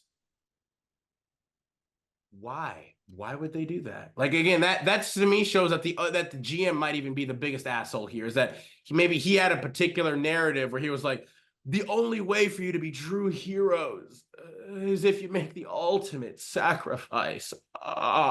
Like, bitch, you cannot force your players to do that. Okay, that is probably one of the absolute shittiest, most aggravating, like, twists in a game of roleplay ever, of like, you can be gods and you can build up your cults and your thing to make an amazing thing. Oh, but actually, if you actually want to be good in this world, the only way for you to be is for you to destroy yourselves, because no gods should exist in this world, actually. Like, you're not clever. That's not clever. You're not. Is pursuing something like godhood is an inherently selfish act. It is going to require you are putting, who are you putting on a pedestal? Yourself. You're literally doing everything to get more followers, more worshipers, so you can gain what again? More power. It's inherently selfish, and it's not a bad thing. In fact, it's not a bad they're thing. not heroes. Yeah. They're not heroes. They don't have to be. You are Well, gods. that's the weird thing. Gods It's like, are it sounds like two of them anything. didn't want to be heroes, and one of them was like, "Why aren't we heroes?" And the GM was like, "Yeah, you're supposed to be heroes, so we're gonna kill you now because we don't like you." And it's a very like, the reality is, yes, the general's an asshole. The DM is the biggest asshole of all because he has to okay all of it, and it doesn't Yeah. sound like no And he matter didn't, what the other two again, he didn't players did, they have, were gonna be able to fix that problem. there was no clarification of exactly what type of campaign this was supposed to be, because again, it's like, if you didn't want them to be more self-serving, selfish, or whatever, like, you should have said that, hey, this is going to be a campaign primarily, good aligned for more altruistic or heroic, reasons, progression, whatever. Like, okay, be clear about that then. And if they were and they still did some stuff, then okay, yes, an OP and the Queen would probably be more assholes or shitty because they kind of just blatantly ignored what was communicated to them. But other than that, I don't think OP is the asshole, except for maybe some one or two things here or there for being rather socially inept, or maybe some selfish moments here or there. I would say is the only thing OP is particularly guilty of maybe just being a little bit highly ignorant, or unaware, or just, socially inept, and yeah. And that is in no way, shape, or form, though, like, necessary for his character and his whole thing to just be murdered unceremoniously without any chance to do anything. Like, that's just fucked. So anyway, I think that's about all we can say about this post. Congratulations, Sammy. We got through it. Perhaps not fully unscathed, but we got there. Let's move on to the next one. This one's going to be a little bit different, a little bit shorter. This actually comes from r/D&D itself, actually. Table disputes, specifically. This is titled, Would I Be Wrong to Leave the Campaign? By Butterfly Fun 7783. Hey, having a little bit of a rough go at the table and really considering leaving the campaign I'm currently a part of. The details are the campaign started about 8 months ago with 5 players, and over the last couple of months, one person had to leave the table due to personal life events. The rest of us remaining were determined to keep going pretty strong in the campaign, so we decided to recruit someone else, which the GM agreed to.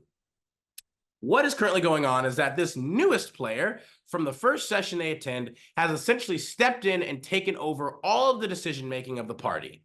Now, I may be a little bit biased, as I was generally considered the party's leader before this, although I didn't run the party like a dictatorship. I'm aware that it's the GM's table and every player needs to have an equal say. It's just that the other players sometimes hesitate when there's a timer running or get distracted by side quests. So I'm generally the one that keeps people on point so that the campaign doesn't go down the toilet. The GM and I have had discussions about this, and I've had discussions with the other 2 original players about this, and everybody likes the current dynamic. Everybody brings something positive to the table and something critical to the campaign, so the dynamic isn't really a big deal. Or, at least, it wasn't. Since this new player joined the campaign, pretty much nobody has had a major say in the decision-making process. They rush forward into encounters that the rest of us would prefer to either avoid or discuss before they occur. They claim and distribute loot before the party has a chance to discuss, and they're constantly interrupting dialogue with NPCs to rush to the point that they want to make, even though they have had terrible buffs to persuasion and similar skills. Okay, I've talked about this with the GM. The GM is trying to rein them in, but I feel like he's hesitant to force them to leave the table because we currently are in the middle of a major BBEG encounter, and if they leave, the entire party is basically going to die within the next session. So many things already. I really just don't like how this player has interrupted the dynamic and won't listen to the hints or outright direct statements from the GM or the rest of us players about their behavior. They are a bit more of an experienced player than the rest of us, and this is the GM's first campaign. So we're just not sure what to do at this point. I thought that I had, if this person can't be reined in, a thought I had, which is still weird. I guess I still said it correctly. Strange. If this person can't be reined in, is to engineer circumstances where my player dies in the BBEG encounter and just make up some excuse as to why I don't want to create a new character and move on with my life in another campaign. The reason I'm hesitant to do this is because, as I've been kind of hinting at maybe leaving the campaign, I get the impression that if I leave the table, the other players aren't going to want to play with the new guy, and the campaign itself is probably going to fail. I really like our GM, and he puts a lot of work into this campaign. I also like the other players and had hoped to play some games with them after this campaign, and I feel like doing this would probably just tank all of that. But I really cannot put up with this newer player for much longer. What's the right thing to do here? Do I just suck it up for the rest of the party and soldier on? We're only about halfway through the campaign. Or do I quit and let things fall apart? Or is there some other option I'm not seeing? End post. Okay, there's a lot for this, ironically, even though it's relatively shorter. Like this, right away, right off the bat, I'll just say, OP, you're kind of coming off like a little bit like holier than thou, I guess. Just, you know, not as a means of trying to like Self-important? shouldn't, yeah, like saying again that you're the one that, oh, you're the one that keeps the campaign going down the toilet by, you know, reining in the other two and like being the apparent leader of it. And, you know, and it's like, I get you say everyone has their equal say, and I will even go forward so forward to say that I even understand that. Because I feel like I also sometimes take up that role in campaigns a lot of the time as well, in terms of trying to kind of keep shit from going too off the rails in a campaign. Yeah. And so I completely get that. I will just say kind of how you said it here, where you're just like, I'm the one who keeps the campaign from going down the toilet, which it just gives a vibe of like, you're feeling like you're the one who's keeping things good, which is like, it's not necessarily like them doing shit or getting distracted by side quests. That's not a bad thing all the time. Like, so I just as a critique is there, just as a constructive critique is there, just to word something a little bit better. I kind of get it though. Like, yeah, I do. I don't know, like I said, like, similar to, I don't know if you've ever played like survival games, like video games, like The Forest or stuff like that. There's always someone in your group that you play with who is the camp mom. Yes. The person who, no matter what anyone else is doing, there is someone keeping people on task. Well, no, it just, they stay behind and make sure that you have walls and a bed to sleep in and food for that evening and access to certain things that you know that they're going to need, but the person playing the game might not remember that they have to do. There is nothing, and that's, I feel like that kind of trope, that kind of role is something that you find at a 100%. Like I said, I find myself taking that role, you know, often enough as well too. There's the guy that takes better notes than everyone. There's the person that keeps the camp, like the party loot all in one place. Yep. You know, there are those roles that people play, and it sounds like this person is a bit self-important about their role, because it's not something that you need to be like, this is me, I'm proud. Like, no. Or you're the one keeping the entire campaign together. Like, you're not. I hate to be that guy, but without a DM, you wouldn't have it. If it was just you and this problem player, you wouldn't have a campaign. All these people have a role to play, and you need to see that before you start talking self-importantly about, and I keep this together. Yeah, and he does. He's like, oh, everybody has an equal say, but it's again, the way you phrase that last part is like, it gives a vibe. To give you a little bit of credit, the reality is, if you are not enjoying yourself, don't play. I know it sucks. But that there is something to be said. If this is causing you strife, and you have already talked to the people who could fix that strife for you, and you have yourself talked to the person that's causing you problems, and nothing has changed, then leave. That, or you know, like, or tell the other people in the group that you like, I would still like to play with you in the future, and most likely all those people will leave, and you'll start a new game anyway without that problem. Or even that, like it's like, I feel like the biggest way of handling this situation, remove the problem, is just to be, again, straight. Like, again, one of the biggest things too is you're trying to come up with this really like slimy punk ass wussy, like, oh, I'm just gonna orchestrate events so my character dies, and it's like, we've said it. I think we found the theme for this video, audience. Say it with your chest. Like, just go to the GM. If the GM is literally making an excuse, like, well, I don't want to kick him because if I do, then you guys are going to die. And it's like, okay, well, here's the thing. Just kick him. I am not having fun with this. So either he is going to leave or I am, because I'm not enjoying this with him here. Like, there's so much conflict. And again, if nobody else, here's the thing, if everybody else is okay with him there, then yeah, then you should leave. But if everybody else also is not enjoying his time there, it doesn't matter what the current situation is in the game, kick him. Bring an NPC in or take control of his character for the encounter. There are so many, you are the literal gods of this world. The GM is the over god. The players are visiting gods. You guys, for the betterment of the campaign, of the enjoyment of the people at the table, the majority do like this is not rocket science. This is not even a complex situation. He is a brand new player that you guys all brought in. Yeah. And if you are saying that everyone, and not just you, is feeling annoyance, frustration, and aggravation, he is not a good fit. No. And you have to kick him. And no, it will not be comfortable. It will not be whatever. But if you actually give a shit about this, if you cared so much about this, then the literal solution is clear, crystal clear. No, don't just leave. Like, God, Jesus. Like, just don't give excuses. Don't be a wuss. Don't be a punk.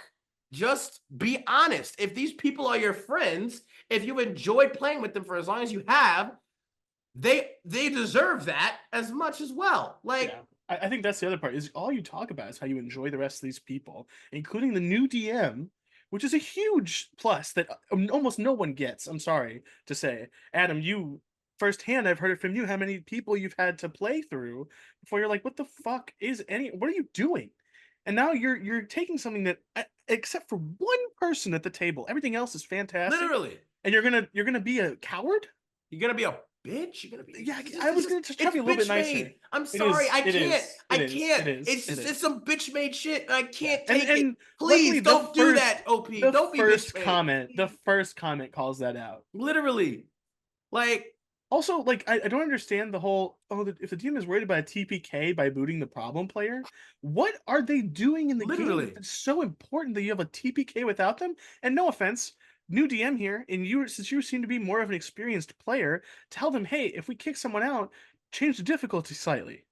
We have less people, which means we have less action economy, yada, yada, yada. It's easy. It's easy to remedy on all fronts. Kick out the person that's causing issues, because it sounds like you're not the only one that has a problem with this.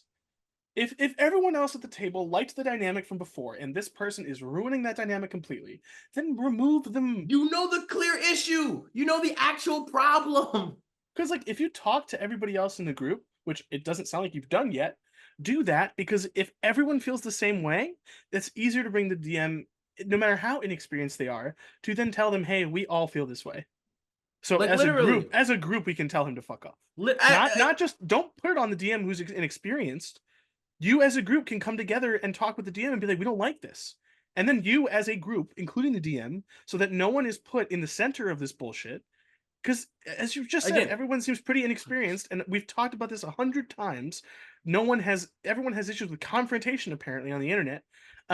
Just tell them, whatever. Just be like, hey, dude, sorry, no, you're done. You're adios. Like, I'm sorry, we feel like you aren't a good fit for this group. Bye. It's so easy. You don't have to be an asshole. Well, I wouldn't even say it's easy. It's not easy, but it's simple. There's a difference. Yeah, it's simple. There's a difference between easy and simple. It's a very straightforward thing. Yeah, it's not easy. It might not be easy. No, but it is. I'm being a little bit. Yeah, no, yeah, because I've had these feelings before too. Yeah, and I didn't do anything. That's what I'm saying. It's like for me, I cannot help but do something. For me, I am compelled to be like, this smells like some bullshit. I'm smelling bullshit, and I do not like the smell of bullshit in my nostrils constantly. So I would like to do away with the bullshit. Thank you. No, and it's like, again, OP. We're not trying to dogpile on you here. We're legitimately. Sorry, I apologize. Same. I apologize. Like I'm just. It's a frustrating thing because I have a very low tolerance for.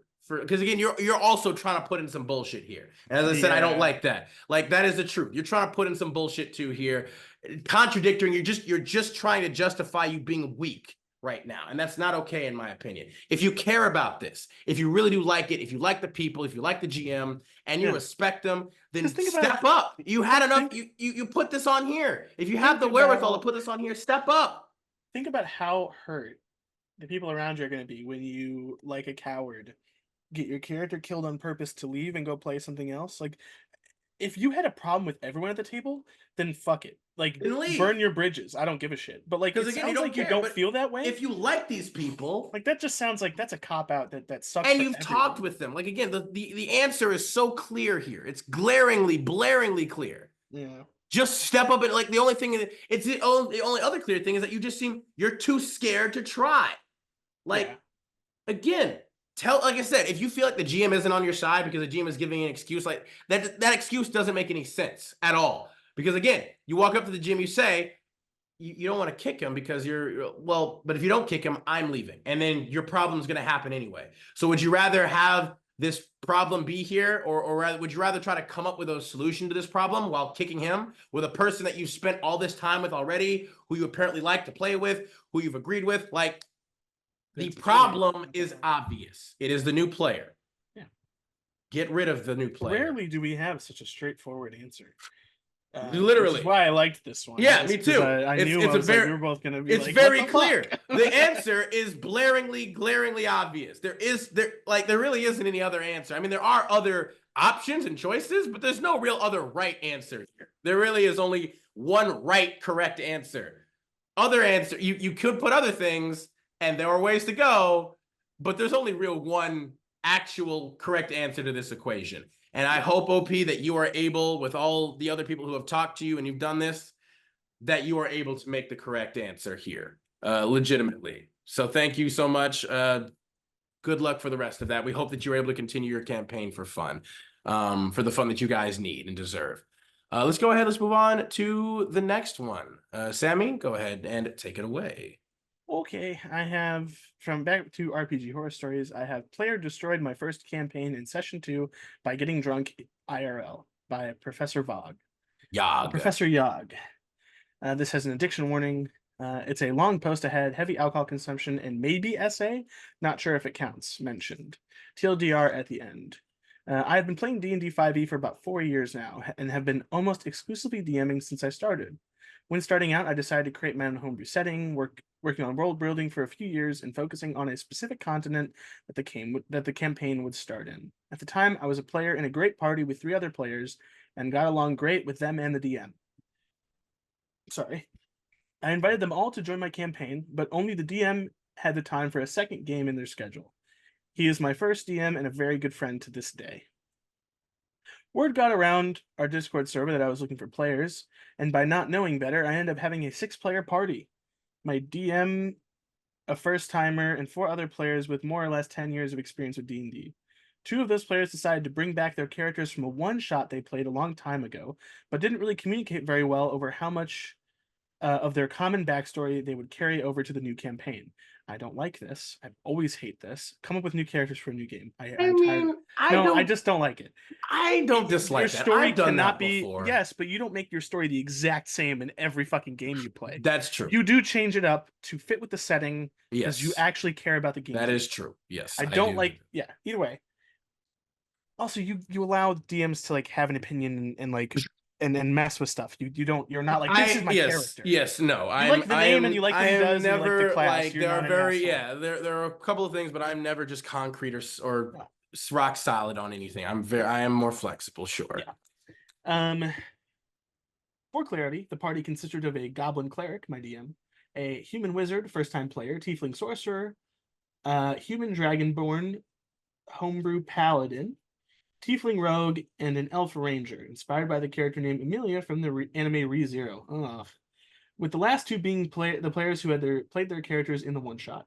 We played over Discord and Roll20. Session 1 went okay. We had fun, even though I had some trouble keeping the party together, as the veterans, quotes, kept splitting from the party to do their own thing once the introduction combat was over.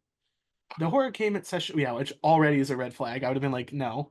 The horror came at session 2. I had read all of the players' backstories, and nobody mentioned anything about romance. Just that the ranger had met the rogue, who had amnesia, one night when they were children. The problem arose... Oh god, I hate the amnesia thing. I am not a huge fan of the amnesia thing. It can be done okay. It's not impossible. I feel like most often guy isn't even the problem in this story. I'm glad because honestly, it just feels lazy, and it just feels like I mean, I get it because it's cool because you can have like the GM introduce things to you and just randomly drop like, hey, this has a connection to you, and you're like, oh, and it's like, but The problem arose when I used a seductive NPC who was also a tiefling and took an interest in the rogue. She was an important NPC that wanted to help them, since they had become targets for the governing church. Too big a story to explain. The Rangers player immediately began denying their help, trying to leave with the rogue and trying to convince the party not to trust her, and poking fun that they would shoot her with their bow. We all laughed, even though nobody knew what that was about, since, as I said, there was zero mention of romance at that point. Immediately, they PM me saying, "No, really, I ready my action to shoot her with a bow if she keeps flirting with the rogue." The party gathers That's an some extreme info. I reaction. know. The party gathers some info from the NPC, and we end the session there. Ranger is not having it and keeps begging me to have 5 more minutes to roleplay a last scene with the rogue, since they drunk a whole whiskey bottle for this scene, end quotes. I go on a private call with them, and they tell me about how in their backstory for the unrelated one-shot, they had met the rogue one night as children and kissed them while they were sleeping. Ew! Weird. Ever since then, they had been in love with the rogue, and it has been their, quote, secret true goal to find them and marry them. None of this was mentioned in the backstory of Wait. any of them gave me for the campaign. I asked Hang on a second. if the rogue had agreed to this. Yeah, I was gonna say. And they said yes. I smelled something fishy going on, so I asked I was Rogue gonna about say, it. I'd ask them. Had no idea. He admitted Yeah, this is how things. shocker. I know. He had admitted that this is how things happen in the one shot, but they hadn't agreed on any romance for this campaign, or even for that one shot for that matter. I was confused, and being a new DM, I didn't want to make a fuss over it, so I got everyone's agreement. Since we were all still on call giving feedback and restarted the session, picking up from when the ranger went after the rogue, immediately they began bawling their eyes out IRL, going off on the rogue about how they don't remember them and how they flirt with others in front of them. The call goes silent for a few seconds, and the rogue shuts it down pretty quick by admitting he has amnesia, then proceeds to message me asking for help. Other players look uncomfortable since the ranger is still sobbing into their glass on camera. So I PM them to turn off their camera for a while and take a few minutes to calm down. To which they answered, "No, I don't want to lose the feeling." Oh my god!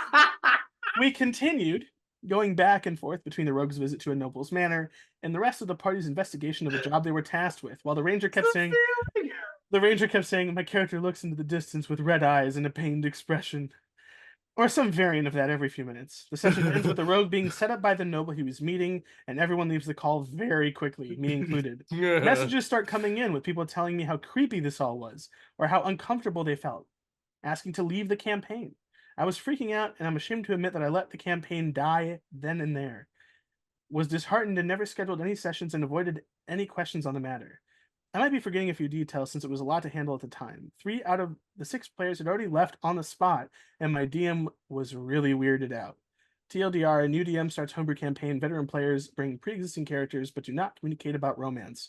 One of them gets drunk in real life and makes the session weird, with actual tears and not agreed upon romance advances, leading to half the party leaving on the spot and the campaign falling apart because they didn't know how to handle it. Oh man. That shit went from 0 to 100. Like, I love it this that time. got a hand real fast. I came to complain about drunk PCs not knowing when to stop drinking and having to end sessions early, but this is something else entirely. Yeah. Look, the reason I wanted to talk about this is because I have made the mistake of drinking too much in a session before. It's happened more than once over the 7 years of me playing with the same people. Yeah. It used to happen a lot more. It does not happen very often anymore. I will recommend to anyone watching who is of drinking age, if you're going to drink during a session, don't drink a lot. Drink a little bit, get a buzz, have some fun, but make sure that you can still understand what you're doing and you're making the decisions that you would normally make sober. Things like drugs and alcohol in a D&D session can either enhance your experience, if it's a beer and pretzels, let's just roll some dice and have fun game. It gets very difficult when you want to put your actual emotions and ideas and creative works into a shared space with other people, because if you are not coherent, you say things, do things, or feel things that you do not necessarily want to put on other people, and you might not remember all of it. That's something that I struggle with personally. I have issues of browning out, not remembering anything for like 2 hours. And sometimes it means I was completely normal and just a little bit quiet that day, and other times I completely took control of the table, and that's not really how you want to act. And I don't want to come from I don't want to be too hard on this guy, because I'm coming from a place of like I do know, unfortunately, how this goes. What I will say is I've never put weird romantic assault in my I character mean, backstory. here's the thing: like they're gonna probably try to justify, like, well, we were both children, and it's like, well, Well, it's okay, also the fact that so, one of them were sleeping, and the rogue well, didn't consent not the first time this happened. it's sleeping. I mean, here's the issue. Obviously, it's like, yeah, you know what? Okay, you guys are kids, sure. You might not have nearly as much of an understanding of the context of No, kind of no, what that means. the characters were children. Yeah, I know. That's what I'm saying. Okay, okay, The not the characters, players. that's what I'm saying. The characters are children. And even so, again, as kids, it's like, okay, you see something, your inhibitions and your awareness or understanding of other people's whatever is much lower as a child. Yeah. So it's okay, yeah, you kissed them while they were sleeping. Not great at the time, you know, it's like, okay. But as you get older, here's the issue too, is like there's a lot of layers to this. And it's like, here's the thing. As there is always it is a clear toxic thing where it's like, you kissed them as a child. Cool. They didn't know it. They were asleep. You guys Now they have didn't amnesia. even as a, I mean, hell, they wouldn't have even known even if they hadn't had amnesia because you kissed them while they were sleeping. So they wouldn't have even known it then. You didn't have a conversation about being in a relationship. This isn't like one of those, you know, anime childhood promises or whatever that, like, you know, Will you marry me when you get older? the OP or the main character forgets because he's kind of an idiot or whatever later on, and then the super smoking hot, you know, smoke show Who looked like a boy when they were younger. yeah, betrothed or whatever shows up, and they're like, so we made a promise when we were kids. Even that shit is ridiculous in a lot of ways. It's a ridiculous thing to be like, we made a promise when we were 5 years old, and you're not gonna keep that promise 10 years later. I've waited my whole life for this. Yeah, it's like that. Even On a that promise when alone, we were 4 that years whole old. dynamic and concept, though it's hilarious, is ridiculous. It's like that. There is no way, shape, or form where you could ever have that expectation of someone who did, I guess, make a promise as a kid with another kid, and then it's like you didn't. It's ridiculous. But even more so ridiculous if that person doesn't even know that you kissed them, if you have not expressed any like interest in them or whatever to that point, and even if you have, if they have not reciprocated for however many years it has been, you do not have any claim, any right to be angry, possessive, or whatever about them interacting with anybody else.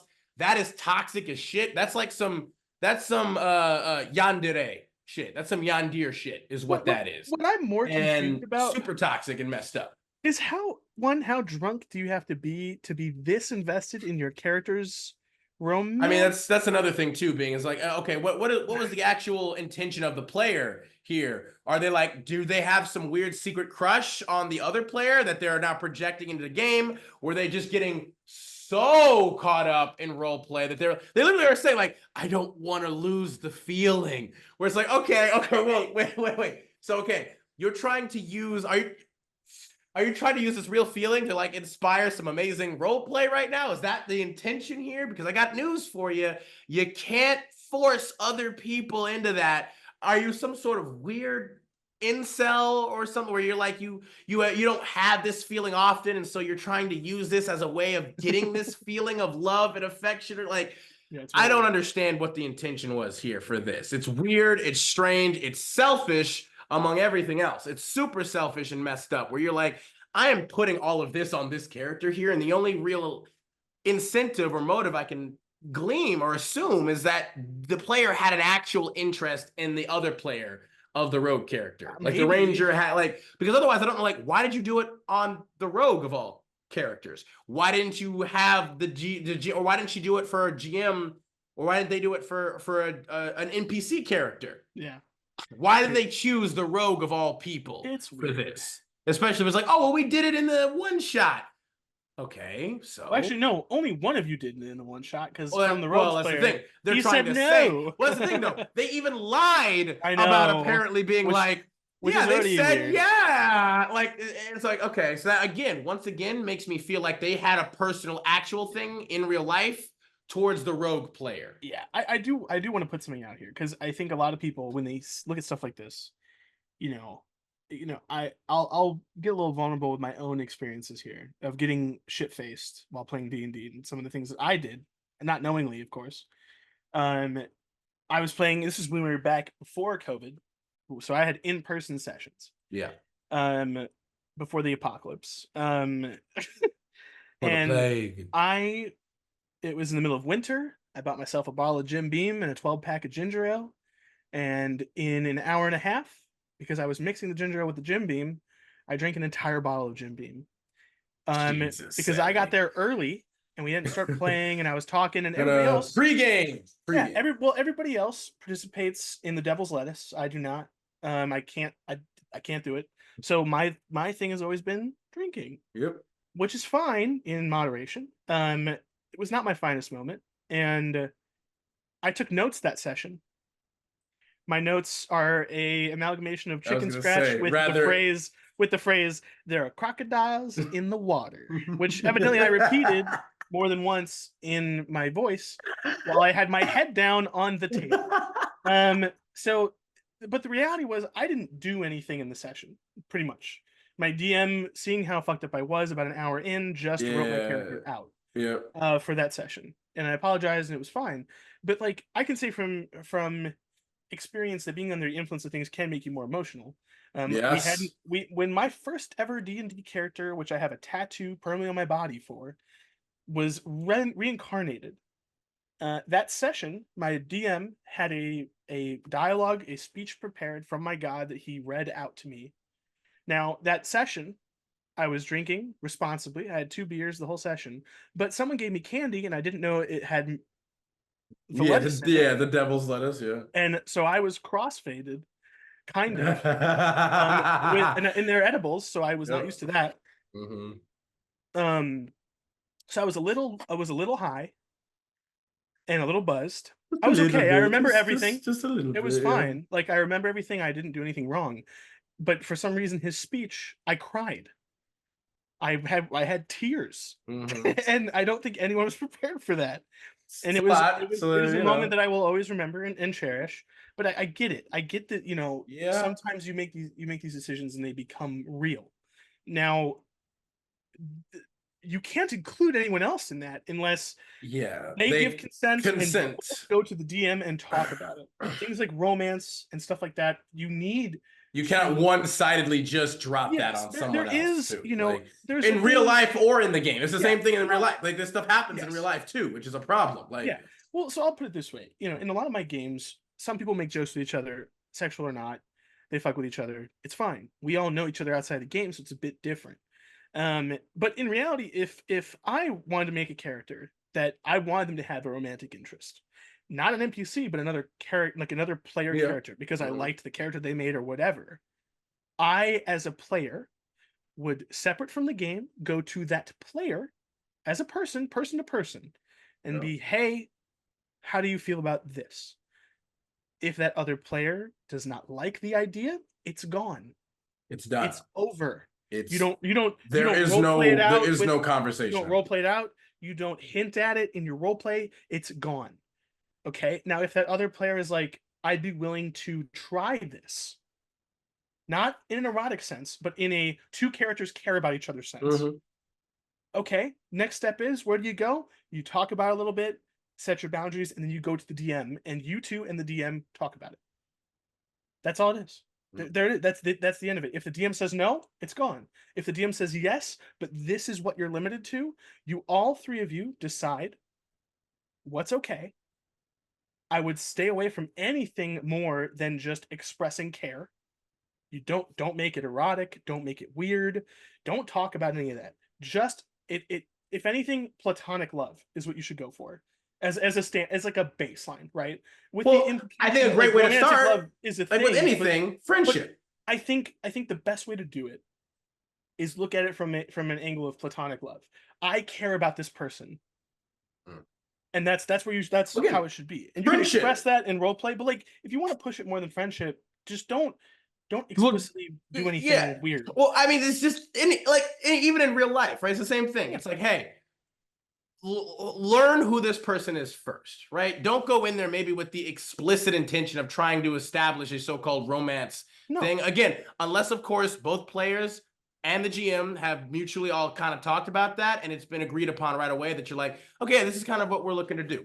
It's like, okay, sure. But if it's a thing, you say like, hey, like Sam said, if you're not necessarily comfortable with that, if you haven't done that before, start with just your friends. You start out with friends. I mean, that's, kind of how I would say, they did shit on a Critical Role, right? With Vox Machina, the original like thing, they all started out as just kind of being more friends and just platonic until, did basically Vex did like Vax did a huge Hail Mary and they were gonna die. And he was like, I'm in love with you, right? Tequila. Because they were like, he was like, they were close to dying at that part. But we assume, one, these are professionals who have a working relationship, a longtime friend relationship. Yep. Multiple of them and they are already have established professional actors. Yeah, and already a lot of them already have established relationships with other people, both in and around the group of friends. So they are not uncomfortable with these situations. Exactly. They are well aware of who is with who has actual real life interest in who. It is not a guessing game. It is not a weird. It is all roulette. very clear and foundational, and so They also all care about each other platonically. They all love each other as people. Anyway, yeah, like they are a chosen family of people. Yep. So that works, but in people that you don't know that well or people on the internet, it's not the same thing. That's even more so. Like this whole thing right here is just like it's a little. There's a lot of red flags. I do understand. I get it. Like I personally, I will say, I feel like everybody's reaction maybe was a bit extreme, where they were just like, yeah, we want to end the campaign because this is like really uncomfortable and awkward. It's like, yeah, did you actually talk with the guy? That's what I mean. After the session, did you?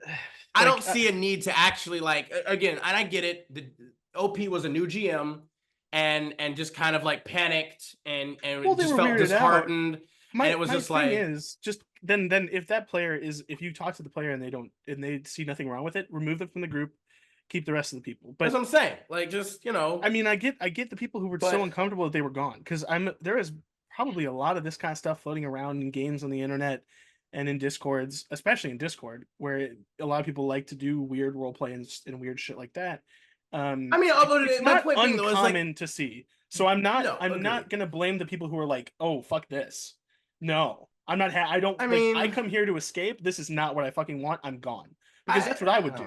I mean, if I didn't know the people, if like say the way that you've been joining games, if my second session someone did that, I'd be gone. I'd find a new game. Unless I really liked the people, or had some sort of outside connection to them. But like, man, if these were all strangers, I mean, like I said, I feel like I would be the odd one out. Like I said, I am much more tolerant and much more like whatever. Like because again, for me, I personally would feel like this is extreme to basically be like, yeah, we've been playing for a little bit, we had fun, but this is a lot. I'm gonna just leave now, instead of just being like, so, because again, absolutely express your discomfort for sure. Be like, this is a bit uncomfortable. Like, what's going on here? Like, is everything okay? Like, where it's just like, I would say for the GM at that point, it is kind of up to the GM to kind of put their foot down and be like, okay, I think this has gotten to be a little bit uncomfortable, a little inappropriate. Let's go ahead and we're gonna end today's session here, and we're gonna regroup for next time. I don't see why this had to necessarily completely destroy and break up an entire campaign over, because this person didn't necessarily even really do anything horrendous. Like, the worst thing might just be like the backstory of like, yeah, I basically enforced this weird backstory on this other character, which again, even then it's like, okay, but they didn't even actually like assault the rogue at this point. They didn't do anything like that. So it's like, okay, they're just being very socially, again, awkward and uncomfortable. Yeah, and there is also like, I'm not saying that drinking or being drunk is going to give you an excuse, but it does put someone in a way different state. And I get the uncomfortable feeling. I really do. Yeah, and like I personally, when I have made those mistakes, not this mistake, but the mistake of being, inebriated, it is the worst feeling to then try to communicate with those people in your party and be like, hey, I don't know what I did. I have talked to other people and this is what they said happened. I don't have recollection of this, or I have only pieces of it. I am so sorry. This is not the kind of person I want to be to you, and like, that is a terrible feeling. I don't know if this person even did any of that or thought about that in any way. And OP is the only person who could have told us that, and it wasn't included. It sounded like things fell apart very quickly. I will say though, is like, it doesn't really excuse the action. The reality is, if you make that mistake, you make that mistake, whether you're coherent or not. And a group has every right to remove you. A group has every right to blame you and be angry with you. They choose whether to accept your apology if you are giving a sincere one. Yes. The unfortunate part is I do sympathize with the people who are like, I'm getting the fuck out of here. But I also sympathize with someone who very obviously made a mistake and got too attached. There is the whole when you insult my character, you're insulting me thing that we've talked about many a times, which is a very unfortunate thing. A lot of people get connected to these characters, similar to that of like an OC or a self-insert in a story where this is me. Even though it's not you, it's not. There will Like, I get always, that. to be fair, there will always be aspects of 100%. yourself for your characters. And that's why, Every again, character. like me and Sambo say, we understand how it can be difficult at times, you know, but to Sam's point, it's not fully you, and you can't be projecting that. I mean, please continue, Sam. I didn't mean to interrupt that part. No, that's kind of where I was at. It's like I can't fault the GM for any of this. And like a lot of the comments are talking about like, I don't allow sex, romance, any of that stuff in my campaigns. That kind of thing. And like, I'm sorry that you've had to deal with people who can't distinguish reality from fantasy and stuff like that. Yeah. And it sucks because this person is a first time DM. Yep. And luckily they, in their own comments, they have talked about how like they've grown from this. They now run a session 0 and make very clear points about the tone and an anonymous list of banned subjects, basically from all the different players and themselves at the table, which is huge. Yeah, I mean they restarted the campaign apparently with new players, but they even included the ranger. But yeah, they had a proper session 0 this time, and it really established a lot of boundaries and guidelines. So it's a happy ending at least. Like I said, again, like I said, to my point, like I felt like it was a bit of an extreme thing to just destroy the entire campaign over this. And if anything, like it seemed like maybe the ranger had a bit of issues, maybe, or again, I don't know, maybe the secondary theme of this video is people just being incredibly woefully socially inept and unaware, and maybe a little bit selfish, and that it was just like, again, like I said, perhaps the ranger's whole intention maybe wasn't to, I don't know, maybe they weren't really interested in the rogue in real life, but we're just, again, trying to, for some reason, like, but it seems like they were, because I don't understand why they would drink a whole bottle of whiskey for a scene if they weren't like, because again, if it was just a platonic, if it was just a purely in character thing and they had no personal attachment, it seems weird that they would have to drink a whole freaking bottle of whiskey for that, in my opinion. I do find this interesting. The OP did say, I did continue to play with them, talking about the guy who got messed up. Yeah. And after we put down some rules and communicated they were being super creepy, they did actually improve. We still do have the occasional slip up, like last time where the players were drinking at the tavern and hatching a plan for the next day, but the monk didn't drink. Monk is a woman in-game and IRL, and the ranger was trying to have a toast, but the monk resisted, and the ranger stupidly and out of character said, seeing how much you refuse to drink makes me want to make you drink more. Of course, we all know each other well by now, and we went off on them, mimicking police sirens or pretending to be a news anchor about their character being arrested for sexual harassment. Because that's not necessarily sexual. But I do. It's not sexual. Like, no, but it is shitty. But I like the fact that it's very instead of completely abandoning this person who obviously this was probably a big fuck up for them. And the fact that they're still playing with them shows that this was a fuck up and not necessarily an intention. Because if they just did this all the time, there's no way in hell they'd still be playing with them. So there's something there to say if they're still interacting with them 4 years later. This was 4 years ago. Well, again, we know for a fact that there are plenty of people that can stick around with people for a long period of time without, we have unfortunately seen that. Yeah, and so I would say it might not necessarily be. I mean, this could in fact be patterns and behavior that they have elicited and showcased multiple times in their friend group, just because they don't, because they might not be just this, right? Like even the OP says, like they're the thing is that player is indeed really weird with such issues, but they are otherwise a pretty decent person, right? They make this thing right here. It was 4 years ago, and I think we were on a player. I always run session 0, make claim, da da da da. And after years of knowing them, I can tell it is a lack of education and family turmoil that led him to be who he is. We played with him again and even completed a campaign levels 3 to 12, during which he seems to have grown a lot.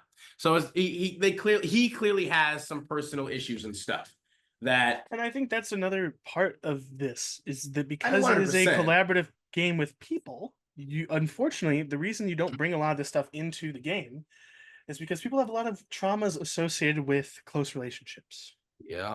And there is it's a very thin line to walk to include any of that in a game that is not explicitly about that role play. There are role playing games, TTRPGs, Vampire the Masquerade, certain other ones. We're not talking about that one. They are very sexual in nature, not necessarily sexual, but like focus on things like relationship romance, dynamics, like and relationships, and the interactions with other people, not just in a platonic sense. No, again, it is very emotionally and mentally. The safest way to do romance is to do it with NPCs. It's easier. No one gets hurt. I agree. If someone does something a little weird, it's not against a player, so then players are going to feel more confident about, after the session, going over to the DM and being like, "Hey, this was really uncomfortable." Or even the GM themselves will have direct experience with like there is a red flag player doing that. Because like if a player is like, "Oh, I have a crush on this NPC," and the DM's like, "All right, we're not doing anything explicit. Like you fade to black. Fade to black. But then if they turn that into something creepy or inappropriate in like a not okay way, and not in a consensual, like normal way, that is an opportunity for everyone at the table, because it's not targeted at them, to be like, "Hey, this is uncomfortable. I don't like this. We need to talk to this person. We'll go to the DM after and be like, okay." Or it's an opportunity for someone to be like, "Nope, we're shutting that down right now." But it's not targeted at anyone, so no one feels like a victim. No one feels attacked. No one feels like they can't say anything, because that's the problem here, is that when it's focused at someone else. I mean, Adam, if we didn't know each other and we were playing a game, and I started just harassing you, character to character, how comfortable would you be if we were complete strangers? You didn't know anybody else, like nobody really knew each other that well at the table. That would be a really weird feeling. And it puts you in the spotlight of how you react to what I'm doing. It doesn't allow for a good conversation. No, well, also obviously, because a lot of people also have the feeling of like, they don't want to be the sourpuss, right? They don't want to be the one that ruins the vibe, right? If you're having a good time prior to that, and then they're placed in a position where they start to feel pressured or awkward about something they didn't expect, and they're just like, "I don't really like this," but they don't want to be the person to start dampening the mood. Yeah. And that again is kind of almost a form of manipulation, even if it might not be intentional, because it just, again, it puts a person literally in a box, or like in a real difficult position of being like, we were having such a great time, and I don't want to be the one to like.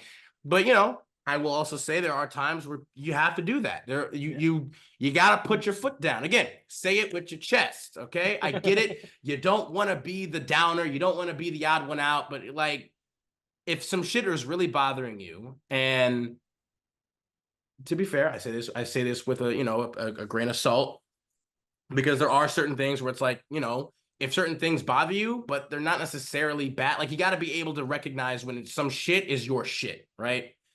And you don't have to put it on. But there are absolutely moments where some shit is like, whoa, that was a lot. And I guess my advice with that, in order to determine the two, would be like, if they're starting it out at first, it's like, okay, you give them the benefit of the doubt. You brush it off as just kind of a more lighthearted thing, or you're just like, yeah, I'm good, thanks, whatever. If they continue to kind of push with that, then that's when you have to kind of like put it down. You could let a person down easy and like whatever. If they keep up with that even after the fact, then that is when you got to be like, all right, you know what? Pause, hang on. This is an actual thing. I'm going to be perfectly clear. This is a boundary. And straight with you. No, this is not happening. Like, and then because that, again, you gave them the opportunity where you were like, you try to let it down easy and be like, so I'm not really interested in you in that way, or not, like, whatever. Like, and if they keep pushing, kind of game I want to play. yeah, like that's not my thing or whatever. Then after that, though, then you gotta put it down. But I think we've said all we can about this. Sammy, thank you so much for sharing, about your personal experiences and things with this. That was beautiful, and I think we all really appreciate it. I respect that a lot myself. I can't speak for anybody else, of course, but that's how I feel about it. Thank you guys all as well. If you stuck with us for this long, we appreciate it a ton. We hope that you like what we're doing here. Leave again some comments and thoughts down below of all the stories that we've told and our thoughts and opinions and some of your ideas or suggestions for some of the things that we've read today. Subscribe, and share the channel. Helps us out immensely. Once more, thank you guys so much, and we will catch you guys next time when we dive back down into the archive.